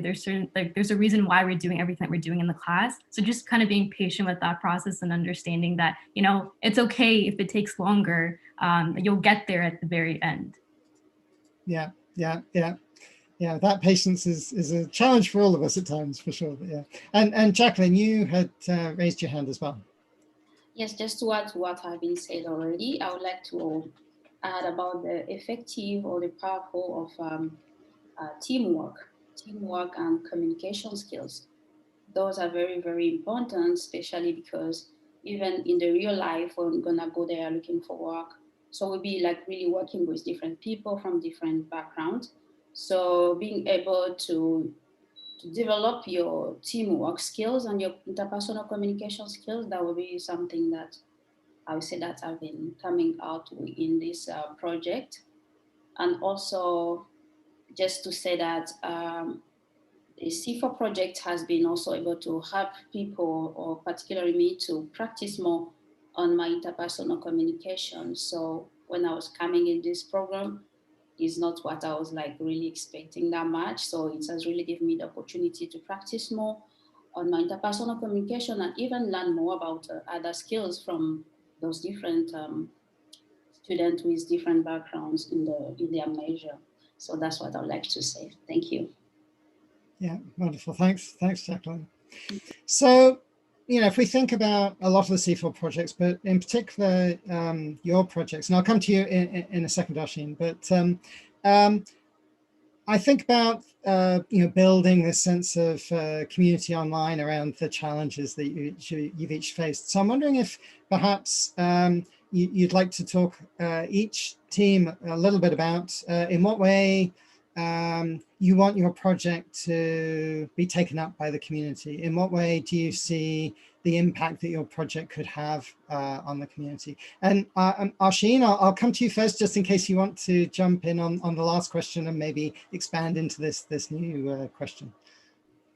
Sure. So I think like one of the things what a key takeaway was like being open to failures or even setbacks. Like just because we start with the mindset of like, okay, you know, we'll get that, we'll get this, or we have like a bar we want to achieve. But I think like just being open to whatever you know, like setbacks you have. I think that was very important because we failed in group dynamics and like first 3-4 times we couldn't get people to meet, we couldn't come up for schedules, there was so many couldn'ts that like it was just such it used to drain us out. But at the end of the day, our goal and purpose was much more higher, so we used to just motivate ourselves to be able to, you know, look at that bigger picture. So I think like just being open to all these setbacks and seeing what can you work out. So always having like that mindset, okay, what can I do, okay, what can I work on, or how can I make it possible, or you know, even that might not work, but just having that gives a lot of energy and it allows us to drive everybody. So I think that was one of the key takeaways what I had. And going on to the next question, I'm so sorry. Absolutely, no problem. So thinking about how you want your projects to sort of be thought of out in the community. How would you want, thinking about the community building that your project's trying to create, what would you want everybody to take away from that? What do you think the biggest impact you could have with your project is? I think when we started with the project, our project theme was accessible COVID education. That's what ACE stands for, ACE Academy. I think like education at this time, this context we are in, education is so vital. It's like a basic necessity, like water, shelter. Education is one of them. So I think it's so important. And at this time with COVID, we all need to be leaders as students, as I think like, and that education enables us to be leaders. So I think like just making sure everybody has access to education, and not just education, quality education on how they can grow as future leaders. And we want the community to be able to see how important this is, and making that, giving that platform of like having like an interactive based tool or a more fun learning. So knowing that learning can be fun, can be practical, and can be impactful. And it's not just textbooks, it's not just, getting your exams or getting your worksheets done, but it's also about how do we connect with each other, how do we work, and how do we build on. So I think we wanted this to be a bigger impact of how can we make education more accessible. I mean, quality education more accessible. And we want the community to be able to see how important this is. Yeah, that is so important. And you've spoken about it so passionately. And I think that's one of the things that comes out of this as well. So, yeah. If we take that second question and maybe open it up to one of the other teams. So if you're thinking about the way in which your community engagement has been created, or how you would want it to go forward, maybe Team 1D, if you'd like to consider, you've got your marketplace in place now. So what's your hope for the future for that connection to the community? Somebody from 1D want to jump in on that one? Yes, Mohammed, go for it. I could definitely go for that one. I'd like to see our platform actually go into one where like people actually know about it, and it becomes like a viral kind of place to sell your art on, and people are actually able to make like a full-on living on it through selling their artwork. Yeah, and that'd so be really actually, amazing to see. Yeah, and so actually having the potential to support those artists who don't have those other platforms. Yeah. Yeah, yeah. Can I also further elaborate with what Yasir just said? Please go ahead, Nathan. Well, I was going to say, like, realistically speaking, it's not going to be like the next say like Etsy or like Shopify like anytime soon. But we're hoping that it develops a devout following, like at least here in the GTA, and eventually like with that dedicated amount of like members in our community, it will like eventually like spread out across like Canada, and eventually like across the world, like as time goes by. That combined with like, us constantly trying to advertise it on across various social medias sites, whether it be Twitter, Facebook, TikTok, and all that stuff. So that's what we're all hoping for. Yeah, and who knows? I mean, you've got this great starting point. So let's see where it goes. I'm excited to follow the future of it. Maybe if I can come to you, Nicole, if I think about what legacy you'd want your project, navigating the divide to be, knowing the path that you took over this last year, what would you see the potential for that legacy to look like? Well, as of right now, our legacy has actually been continuing on and being successful in exactly what we hoped for. We decided to partner and give our project to the organization FCJ Refugee Center. So they have, complete ownership of our project now. And they've been practicing it, and it's been going really well. Newcomer youth are enjoying the PowerPoints that are getting put together. And hopefully with the volunteer booklet that we provided with guidelines on how to teach each volunteer how to do the workshops and how to do the podcasts that I believe Gwendolyn and Janice made in my team. Hopefully that will help to make things easier for them, because we gave them the foundation of what they needed. So now with FCJ Refugee Center being such a big organization as it is in the GTA, they'll be able to pursue it and make it bigger and more important in the community. Because youth go unnoticed a lot of times, and especially newcomers, you usually focus on the adult groups because they're what's providing to the economy, and people always forget of youth that are the next generations leading up to that. So I think the legacy is pretty good right now. Yeah. And, the fact that in developing your solution, you weren't just thinking about how to produce the first step, but how to empower them to then carry it on, I think is one of the things that was really powerful with your whole approach. And that's the thing that allows that legacy to actually be starting already. So wonderful. Thanks, Nicole. And then 2J. So how would you want to see your legacy of your project as you move forward?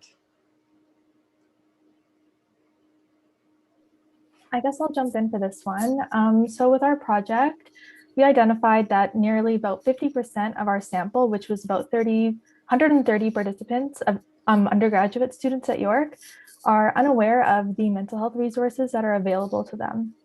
So we would really like to see kind of more promotion surrounding the mental health resources that are available to students. And so through that, we kind of created a decision note to send to the decision makers at York University. So one of the things that we're kind of fighting for is maybe if we were to implement, or professors were to implement links to mental health resources in their course syllabus. This is something that all students will have access to and look at, hopefully.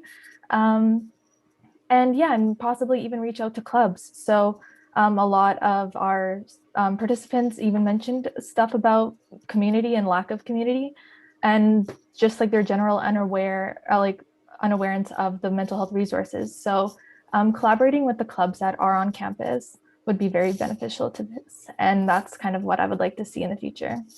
And a day like today is a great opportunity to get that message out, and let, us as course directors know we must put these things in our syllabi. And anybody who's involved in clubs, take note, there are resources out there that team 2J is able to connect you to and make sure that you're aware of. So yeah, thanks, Tara. That's a really important message.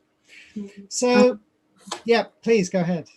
Yeah, I just wanted to jump in, just in addition to what Tara said. I think like another aspect of our legacy in terms of what we want, how we want this to help our community is to just encourage students and to encourage everyone to trust what you know, trust what you see, trust what you've experienced, and trust that that experience is valid.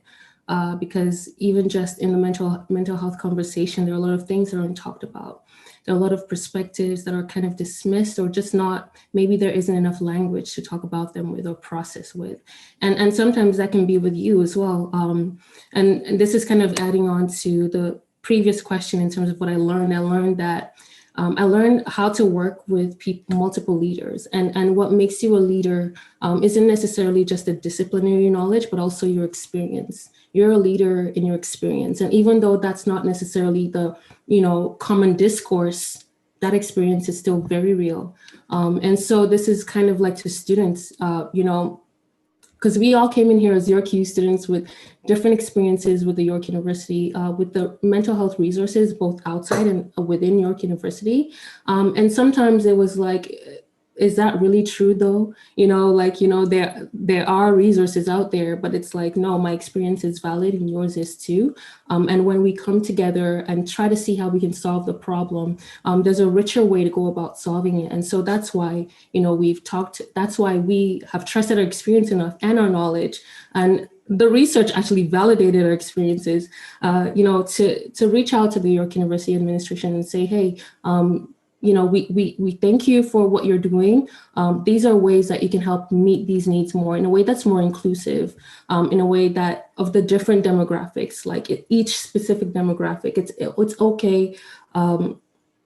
It's okay to do something just to meet needs, but also it's important to tune into what those needs are uniquely, right? Just students like trust your experiences and trust them enough to speak up and to try to work on them. And part of what we've also suggested in the decision note is to create workshops, workshop for students and how to interact with the mental health resources that they see, how to, ask for help, how to, even in those moments when you ask for help, when your help is somewhat, maybe not understood well enough, how to empower yourself in such a situation. So yeah, there's so much more, of course, and there's so much nuance and you can look at it, but that's part of it. Yeah. No, that's a really, really key point, that the truth that there are resources available and the truth that people don't know how to connect to those resources can be both true at the same time, and working out how to connect that divide is really key. Thanks, Amaka.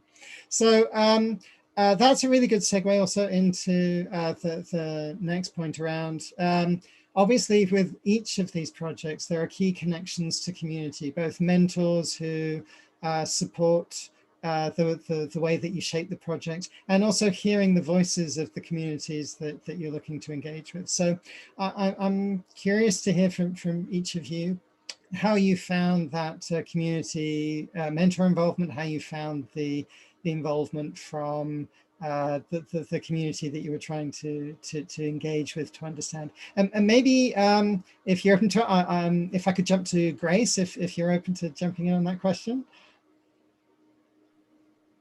Hi. So as for how we worked with our mentors, in the beginning, they did really give us like a starting point in looking at what we wanted to consider for our project. So giving us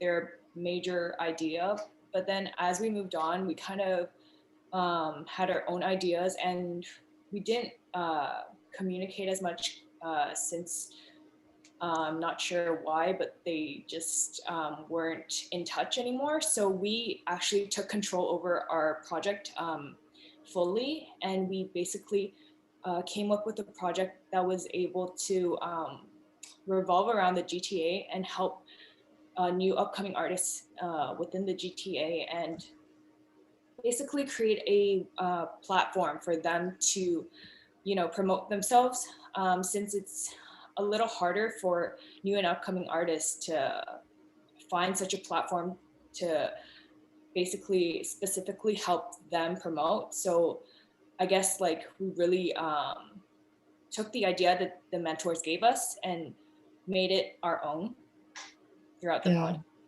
And that's a really important thing, because at the end of the day, these are your projects. These are projects that you've shaped. And so thinking about how to take a concept, a seed of an idea from somebody who's identified a challenge and actually understand it, dig deeper, maybe find a different facet of it and grow with it is something that you've all done so in such interesting ways this year. So thanks Grace. So anybody else want to comment on the interactions they had with community, either the mentors or ways that they reached out to hear the voices of the community in different ways?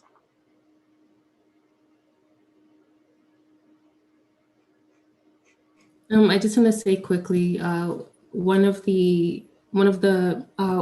that we really appreciate was our C4 ambassador, Najma, that we reached out to, because before our conversation with her, we were having a lot of difficulty with the scope. It felt so heavy and so beyond us. Even personally, I was coming to it, even though the scope was North York, I was thinking of all of North America and the mental health system. We're like, no. And Najma kind of advised us, like, you all are in York University. That's a community that connects all of you and that you all have experience in.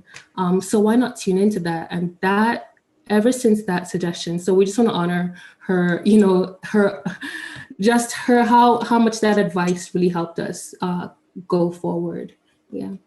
Yeah, and for those who aren't familiar with our C4 ambassadors, the students who took C4 last year have, a number have come back and supported teams in different ways. And so this year's group, as you move on, that's a potential for you to have also legacy within the C4 group to support next year's teams. But thank you, Amaka, for that. And I'm sure Najma will hugely appreciate hearing that as well. So, Anybody else want to jump in on this aspect of the way that they found their community mentors supported their activity, or in what way they were able to hear the voices in the community? Mohammed. Hey, so we also connected to the community by like finding local artists on Instagram, and then also adding them to our emailing list for our survey to hear back from them.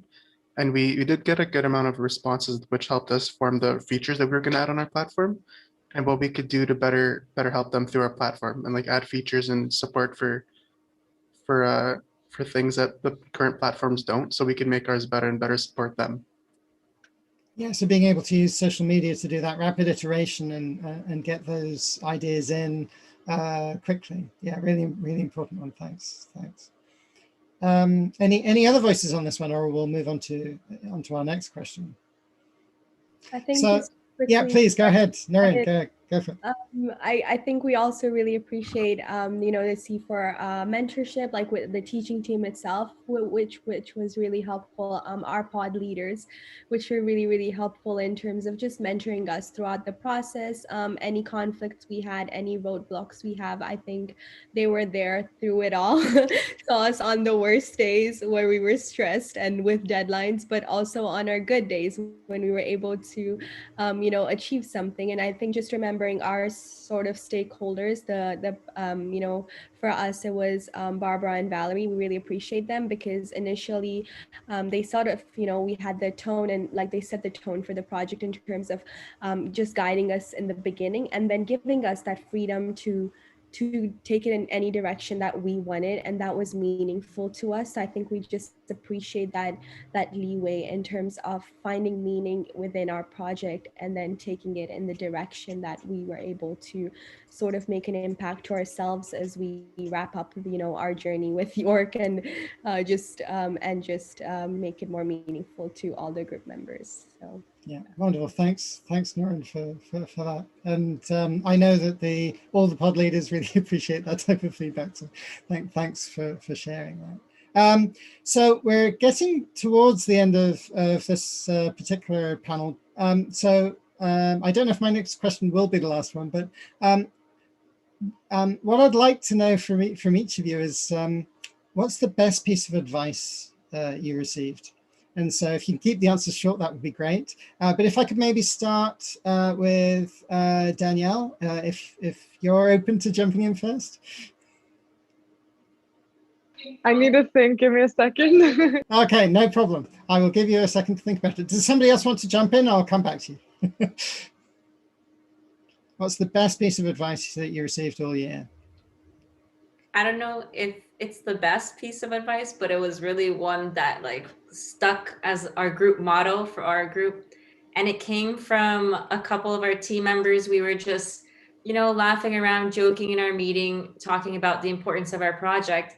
And then one of our teammates, Gwendolyn, she mentioned that this project is like a baby. She's like, we have to push it out, we have to give birth to it, and we have to walk it down the aisle in order to create its legacy. And from then on, we always called this project our baby. So then every week we would meet up in our meetings and we'd be like, okay, so how's the baby this week? And that's how we would start everything. Yeah. Well, I know on the teaching team we treat C4 as our baby as well. So I can definitely resonate with that advice. Anybody else want to jump in? Can we come back to you yet, Danielle? Yeah, you got something. Go for it. No? Oh, okay. Anybody else want to jump in? No pressure. Can I say something? Please, Nathan. Well, aside from like what I just mentioned earlier about how communication is very important, that you need to be very like confident about this, about your idea, and be more open about your ideas and all that stuff. I think the other best piece of advice is, aside from like group work, just like when you're attending group meetings, just like do some fun things, like play online games, or just like hang out to like get to know each other and all that stuff, because so that you could have a more closer bond with your group members, and you'll be able to get along a lot better. And boost your confidence a little bit in terms of like being more open about your thoughts. That's yeah, it. That's so important, Nathan. Yeah, thank you for that. The idea that we actually know the people and appreciate the people that we're working with. Absolutely. Thank you. Anybody else? Last Yeah. comment? Yeah, Go for it, Samaka. Yeah, it's 3 words. Trim the sails. It was from the video. You all know that one. Trim the sails. What works? Yeah, with a lighter load, you can move forward quicker. Yeah. Wonderful. Great. Then Jacqueline? Yeah, I would just say have an open mind and take the risk to learn. Don't be just there limiting yourself, saying like, for example, I don't have these skills. Maybe in coding, try to have that willingness of learning your stuff. So that's what I would say. Have an open mind, and also knowing that you have different people from different backgrounds. So, like Nathan said, just be there to talk. You know, if you have an idea, communicate. And I believe also as leaders, so we have to have the spirit of welcoming, accepting people from different backgrounds. So that we also have other people in the teams to be even flexible or being easy to open their ideas as well. Thank you. Wonderful. Thanks, Jacqueline. So we'll end with that. The idea of let's have an open mind. I think that's such a wonderful way to end this panel. Thanks ever so much to our panelists, and do visit their booth spaces, watch their videos, and they will be available between 3 and 4 to have talks with as well. We are now going to take a 5-minute break before our next panel. And we look forward to seeing you in that and seeing you later on today. So thanks again to the panel. Thanks to Danielle for helping me behind the scenes with the questions. And we'll see you all very soon.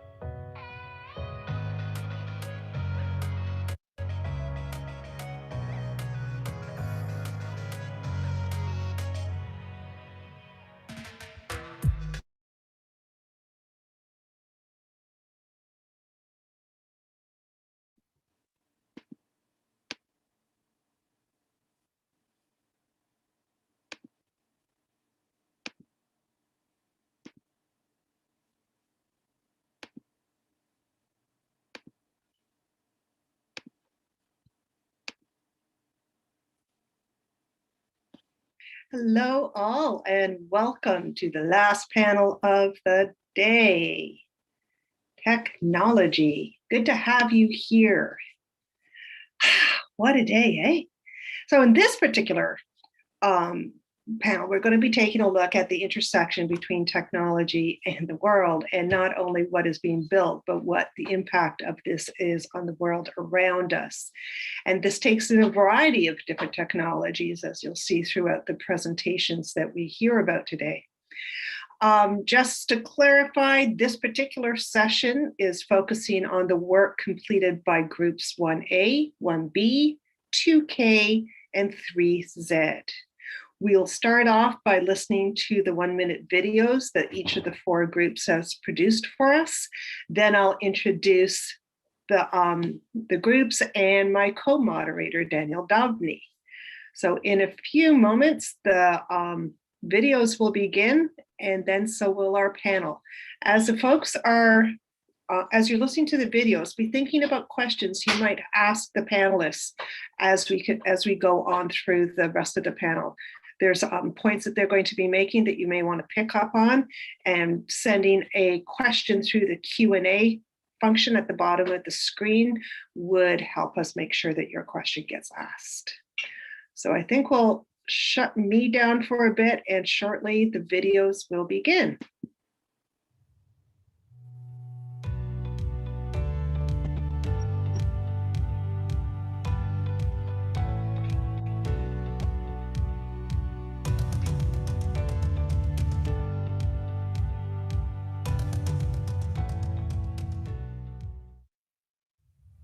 Welcome to AI for Good, where we analyze ethics and AI.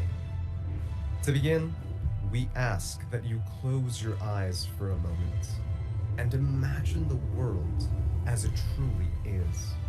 With all its faults, a world tarnished by our human inability to reconcile AI and ethics.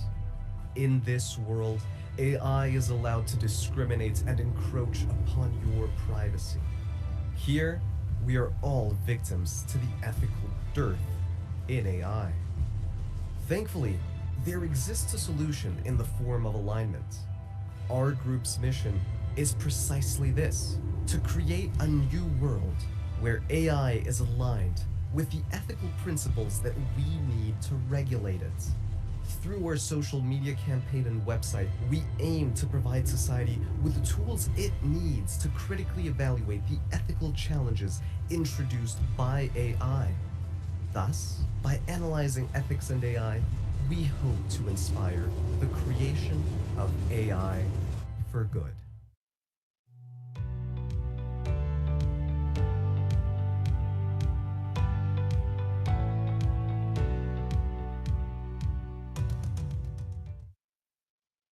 Our project is called Spot.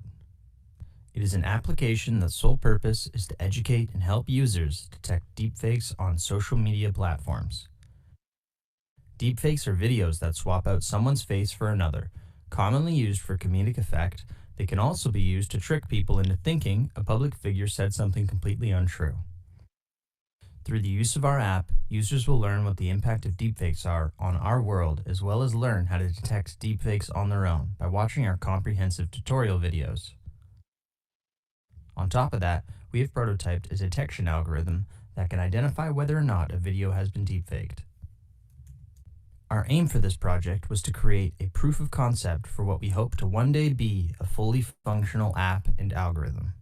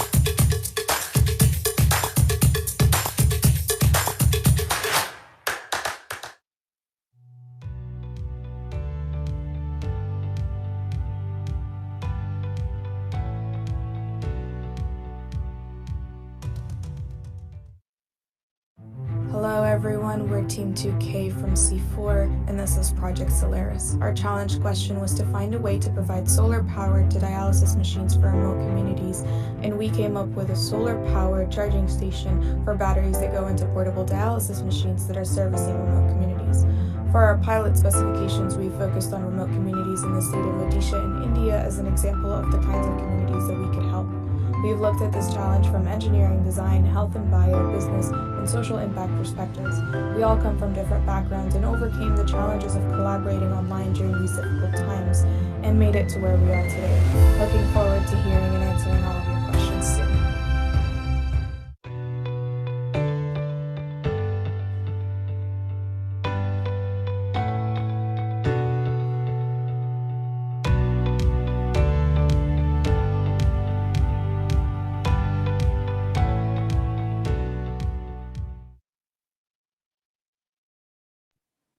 So we've got some pretty impressive projects happening in this particular section, and I imagine we're going to have equally interesting conversation about them. Now, before we go much further, I'd like to introduce the people who are here. First of all, the person I'm very happy is here as an individual is Daniel Dobney, who is the session co-moderator and is here to help with the question and answer functions at the bottom of the screen there. So now that you've been listening to what it is that each of you are doing, this is where you upload the questions. You can address it to a particular team, you can address it to all the teams, or even a person within the team. It's up to you. But this is a chance to start a very rich conversation. As I mentioned, we have three groups, and four groups, and some of them are very large. So what I'm going to do is I'm going to call out the name of the group in the project, and I'm going to ask everybody in that group to show their video. You can all show your videos now, but everybody show your video and wave when your group name is called. So starting with 1A, this is AI for Good, introducing issues in ethics and artificial intelligence to the public. Would all the 1A students turn on their videos and wave to their colleagues? Hello, hello, I'm so glad you made it. Where are you? There's Dale and Braxton, yeah. Oh, I don't, good stuff. So if you could keep on video, that would be awesome. Now, 1B. Spot, the deepfake learning and detection app. All of 1B students, turn on your video. Hi, Benjamin, how are you? Who else is here? Fatima, good to see you. Leah, nice to see you too. I feel like the person on Romper Room. And I see you. Hi, Rega. 2K, Project Solaris. Let's see all the 2K. Riggy, there you are. Where's the other 2K? Let's see, move over here, 2K. Any more here from 2K? Lizzie, are you the sole representative? Oh, there you are, Baracus. Good to see you. Good to see you. And Fatima. Oh, I've already called Fatima. 3Z. I saw a lot of 3Zs on the other page. Cleaner tomorrow. Solar thermal desalination. So Salvador, I'm seeing you. Oh yeah, Nana, good. Nevin, Rabia, Mingjin, Curtis. I think I'm one of the largest groups in C4 this year. I'm so glad you are all here to join us. So as we start the panel, Daniel Dodney will be giving me a heads up when you folks are submitting questions, so I will know which questions that you want to know the answer to. But until we get those questions, I'm going to be asking questions. When you look at your projects and what you accomplished in your projects, what is it that you hope that others will take away from this? Whether others be the stakeholders you identified, the communities you are hoping to impact, what is it that you hope will be the impact of your project? So if we could start with someone from 1A.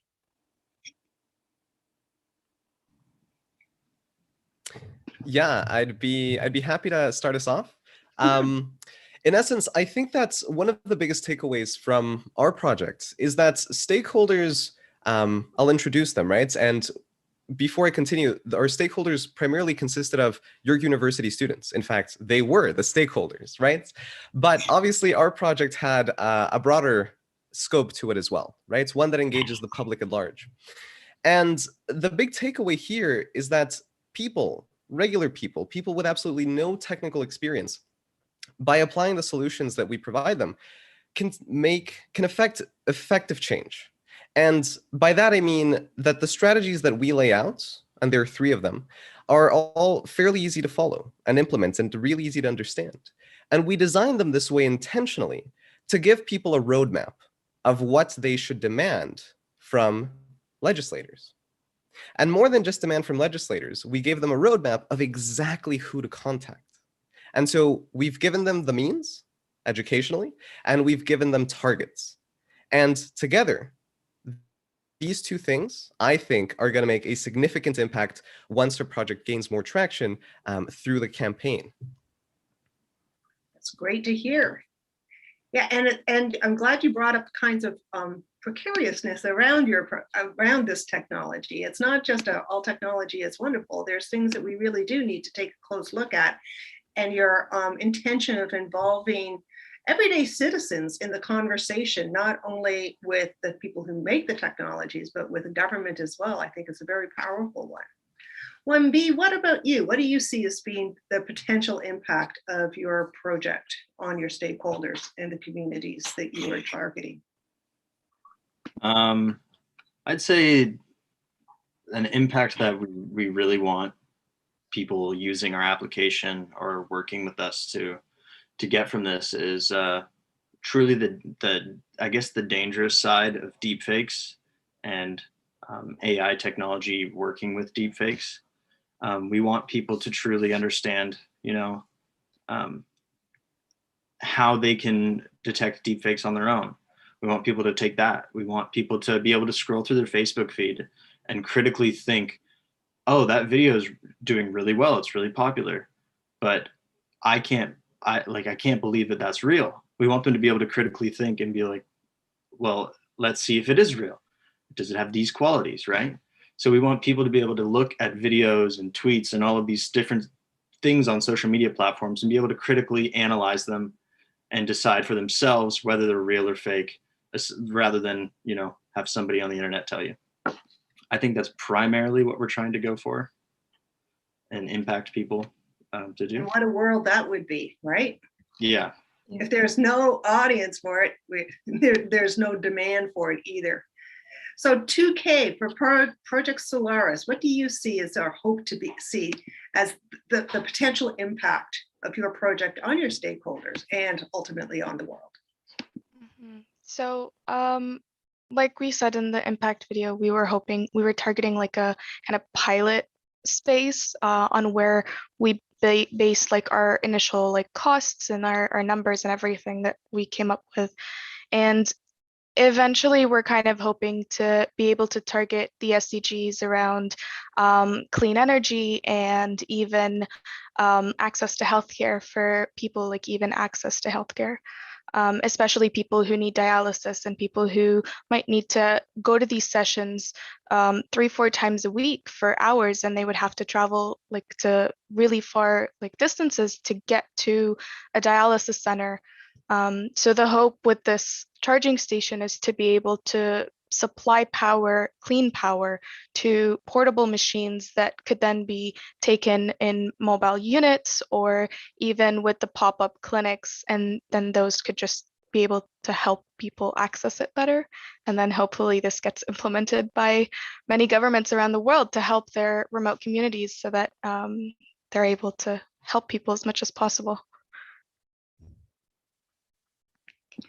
So powerful. It brings a whole other meaning to the notion of accessible healthcare. As Canadians, we think about it in one framework, but your group is really looking at it on a much broader global framework that is much more equitable. So thank you for the work that you're doing in this area. And I do hope it leads to some of the results that you're talking about. 3Z, what do you think in terms of your stakeholders and the potential of your project to really impact the world? What are you hoping for and counting on? Hi there. So there are 2.3 billion people in this world right now that are our potential clients for this project because they don't have access to clean water on a daily basis. And we provide that. Our project offers a sustainable, low cost, and easy DIY way for people who are in communities without access to clean water to make clean water and enough for them and their families to survive off of every day. There's no electricity required. It's entirely powered by the sun, and it's very sustainable.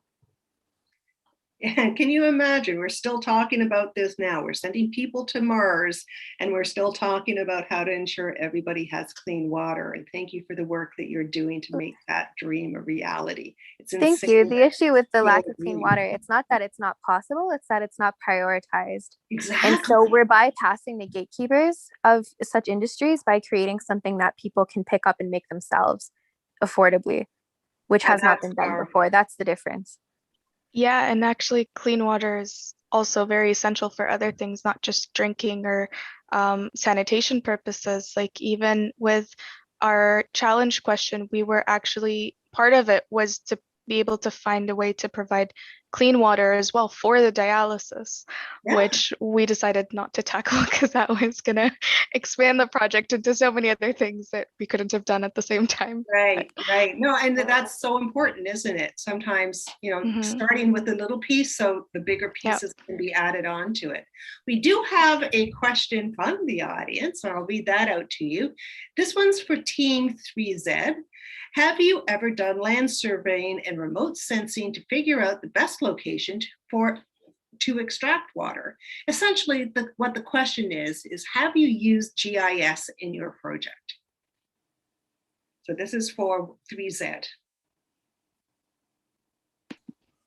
Would it be possible for the person who asked the question to expand on what exactly GIS is? It's a software, Curtis. We didn't need to use GIS. Actually, we used other means. So I think Ali, was it you who did the research on solar reflex? So we checked other methods to see, because we were basically focused on solar energy. That was the main component of getting our prototype to work.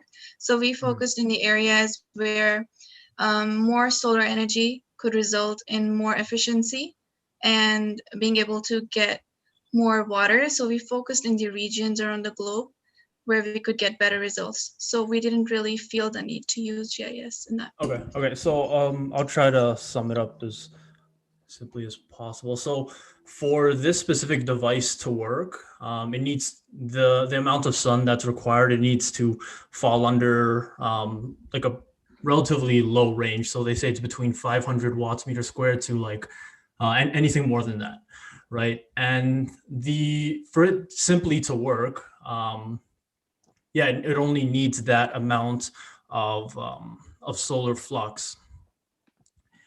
And so essentially it could work under many different conditions. It's possible to even get it to work in winter conditions. And the ways that you can compensate for that is by having a solar concentrator, which is essentially those big reflectors. So it is increasing the amount of sunlight that is being projected on a small area. So to answer that question, you can virtually use it anywhere in the world.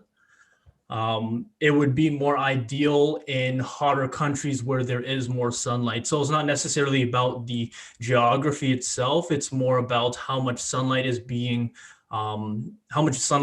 projected in that country during that day. But essentially, you can get it to work anywhere in the world by compensating by having a solar concentrator. Well done. And just to add on, sorry, instead of GIS technologies, we used Aurora Solar Technologies, which helped us pinpoint areas that had a high solar flux. Things you never knew you needed to know when you started your degree all those years ago. So here's another question for you then. For everyone, if there is one thing you change about your process to the final project, what would that be and why? What would you have changed? This can be a pop-up. It doesn't have to be one person speaking for a whole group necessarily. If there's something that you're seeing that you would like to change, feel free to speak on your own behalf. Don't feel like you have to speak up for your entire group. So if there was one thing you'd change about your process to the final project, what would it be and why?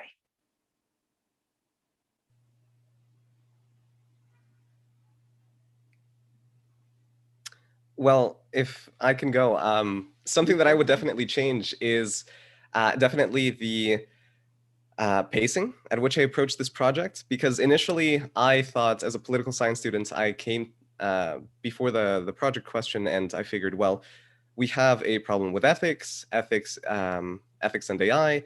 AI is currently within a very curious policy situation insofar as it doesn't necessarily have a robust regulatory architecture surrounding it.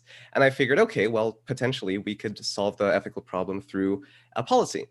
And this approach made sense to me. And as we passed gates 1, 2, and 3, it was, it was a functional approach, something that could work and that I could invest my time into, but I never really loved it.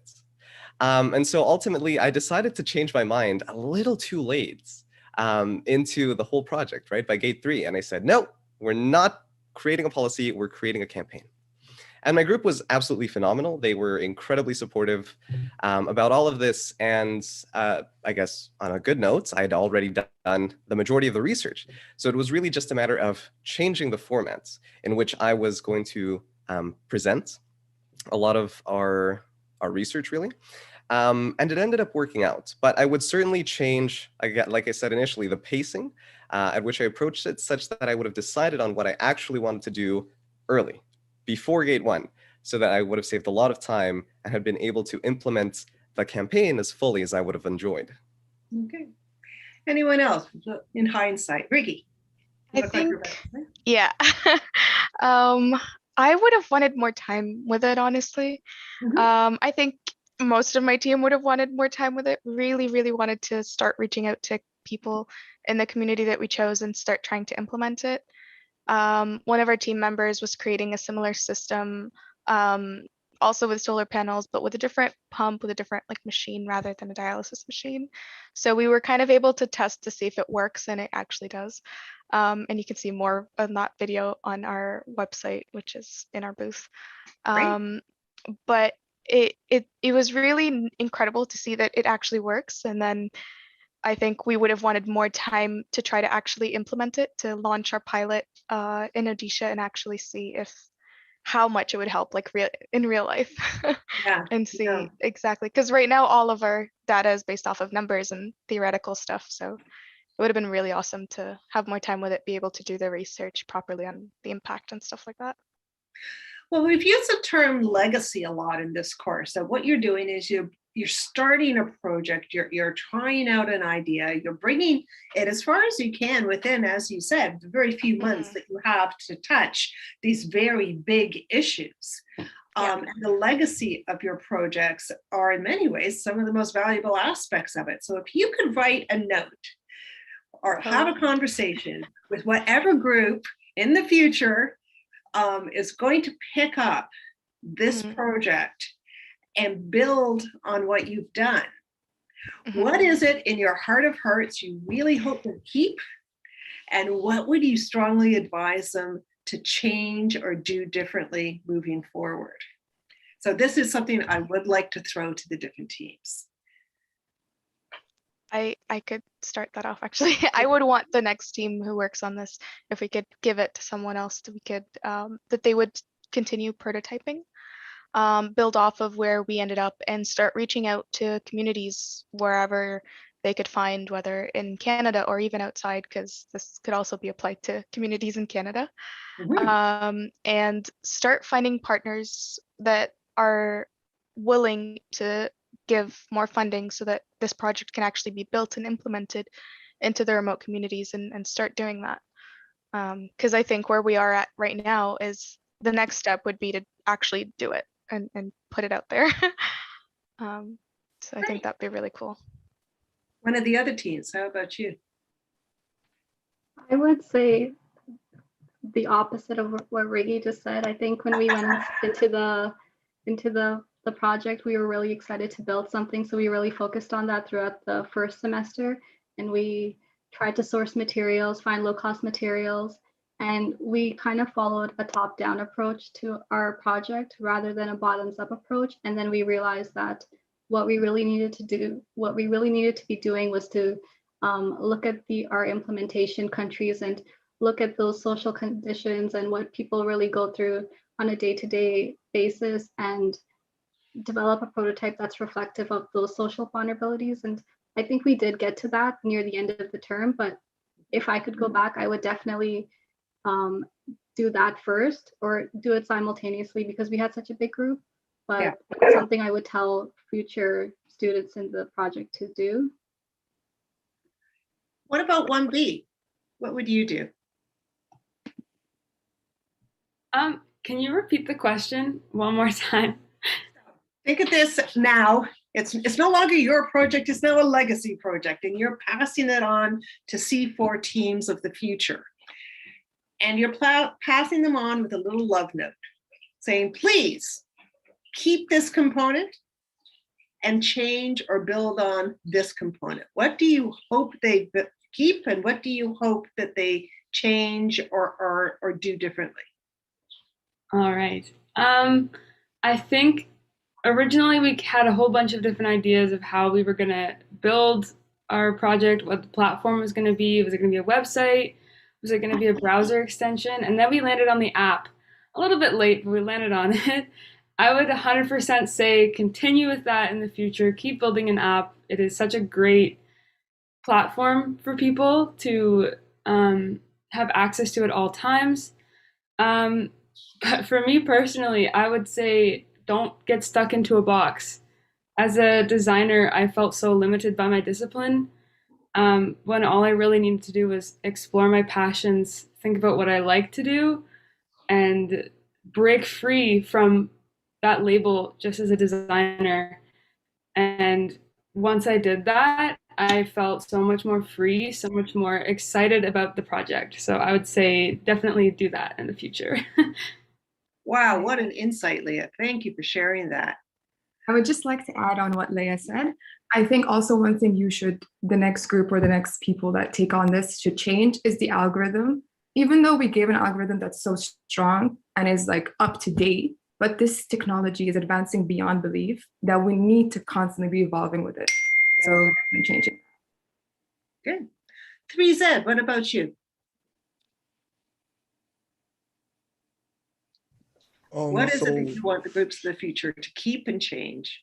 I'd say that they could build upon the structure where it has the capabilities of converting the evaporated water stream back into the purified water, because the way our structure is currently built, it only tackles, I guess, like 1/2 of the problem, where it separates the water vapor from the salt within the water.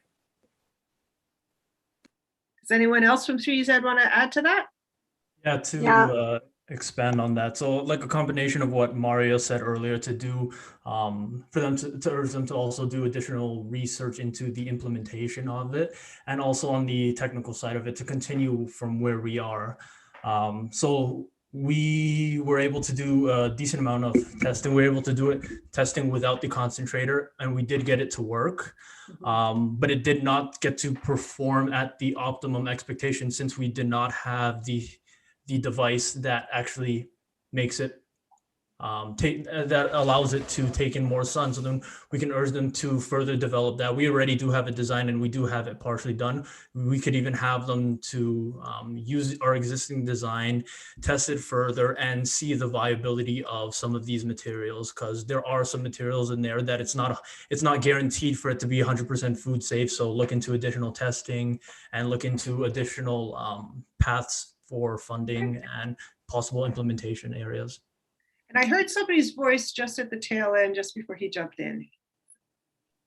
Yeah, I was just going to say, our prototype could also be used to sanitize medical equipment. So I would say to kind of look into that to see if it could be used for remote areas and how that would work, especially during the COVID time. I think it would be really beneficial. Would be, yes, I can imagine. So you folks have been on one heck of a journey. Not only are your projects big, world-changing nuggets, that can grow into something that can have a fantastic impact. The journey you've been on as a team has been pretty epic as well. And if you think back to when you first met and how you got to know each other, you're all such different people, but you started off with this shared passion about the problem that you chose. And here you are now in many cases in a very different place than you thought you would be last September. When you look back over the journey, what was it that's really surprised you? You just did not see coming, and it happened, and you went, "Whoa, that's not what I expected." And what was the impact of that surprise? Now, I'm not going to do this as a round robin for teams. This is an individual, but think back, and when do you sort of go, "Oh, this is not what I thought this project was. This is not what I thought C4 was. Oh, this is what C4 is. This is what this project is. Where am I now, and what does that mean for me?" How did that play out in your experience of C4, and what stood out in your mind as that thing that was, that's what we're doing here? What was the surprise? Leah.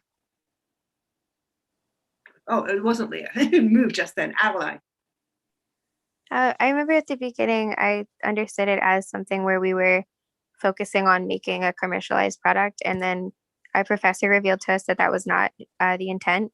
And as well, that the grading scheme was actually about our journey as opposed to the project output, which is quite contradictory to most other classes and most other projects I've ever encountered. So I know it took me a long time to like really understand that. And I know other members of the team, like we all kind of had different reactions to that, but we definitely had focused more initially, all of us, on like creating something as opposed to our thoughts about creating something. So definitely C4, I know for me and for several others, came as a big surprise in that way. And it's a very interesting place to explore that, because I don't think anywhere else you really have the opportunity to do that, because results are expected. And here it's learning that's expected. What a novel idea, eh? To actually expect you to learn in a project. Amazing.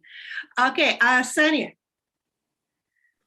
Adeline, when I raised my hand, she already mentioned, I was going to say the same thing. When we started the C4 journey, the first thing that came in my mind was, we're not being spoon-fed anything. We're on our own.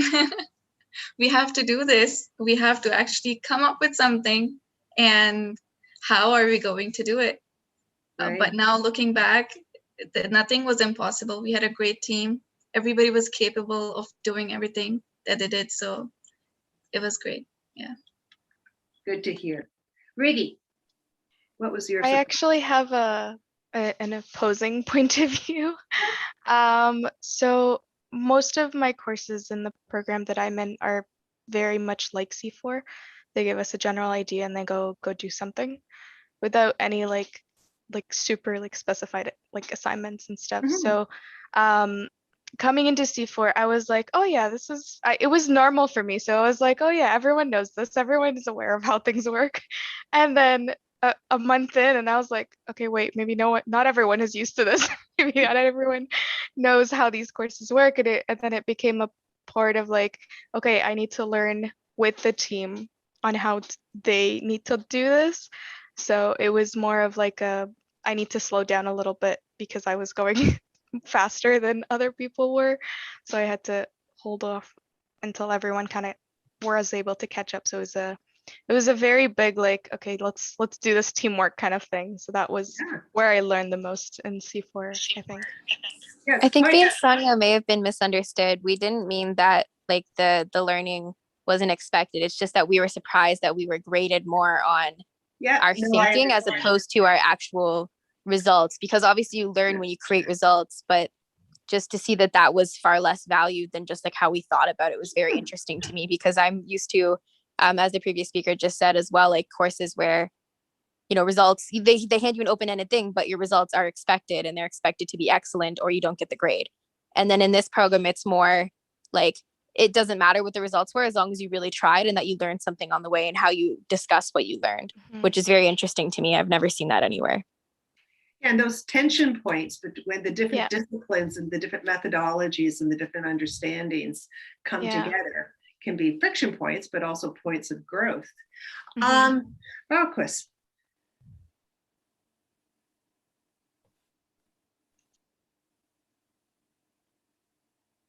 Are you able to unmute there? There you go. Oh, okay, perfect. For me, it was to find out that we might answer like one same question, but from different perspective. I think the challenge was more to have a final product and combine all those different perspectives, but also to compromise. We couldn't like, sorry? I just lost you for a sec there. You're back. Oh, okay. Yeah, so we all had to compromise. For example, I was more keen to the social aspect of our project, how it will impact the communities and how there were problems within the communities, whereas some were more interested in the prototype itself. So I think we all had to learn to compromise and work towards a goal. So yeah. Yeah. Yeah, adding on to Barry's point, our team had most teams what we saw, the students came from similar backgrounds, or there were a lot of people from one program or something like that. But for our team, there was barely anyone from the same program, like we were each from a different program. So that was definitely the point where we had to like, okay, we each have this view on the same project because of our different backgrounds and where we're coming from. So how do we combine everything and make it kind of work together? Because it was all the same projects, but the different views on it, like Barry was saying. Yeah, invention and getting to know each other, group work and planning in uncharted territories is a messy process. And we've watched your groups take on this mess beautifully. Some of you are working in areas that are more closely related to your areas of study than others of you. For those of you where your project focus, the topic or the question was not so directly related to what your major is in, what do you see as being the takeaways for you, the aspect of your project that you could see yourself bringing forward in your own life in somewhere after you leave the university? What do you think? Hey there, Carolyn. I can jump in for a minute. So our project was really interesting for the reasons that Adeline mentioned, like sustainability and the fact that it's easy to implement pretty much anywhere. I think for me, the fact that it's able to create clean water for off-grid communities, as an environmentalist, I'd love to see that actually be implemented within a community. So in the future, I don't know, that is something that I'd like to be a part of the implementation process. Fantastic. Anyone else? What do you see yourself bringing forward out of your experience of this? And some of you are doing things that I don't think you ever thought you would be doing when you started way back in your first year. What do you see yourself as being able to bring forward in your lives?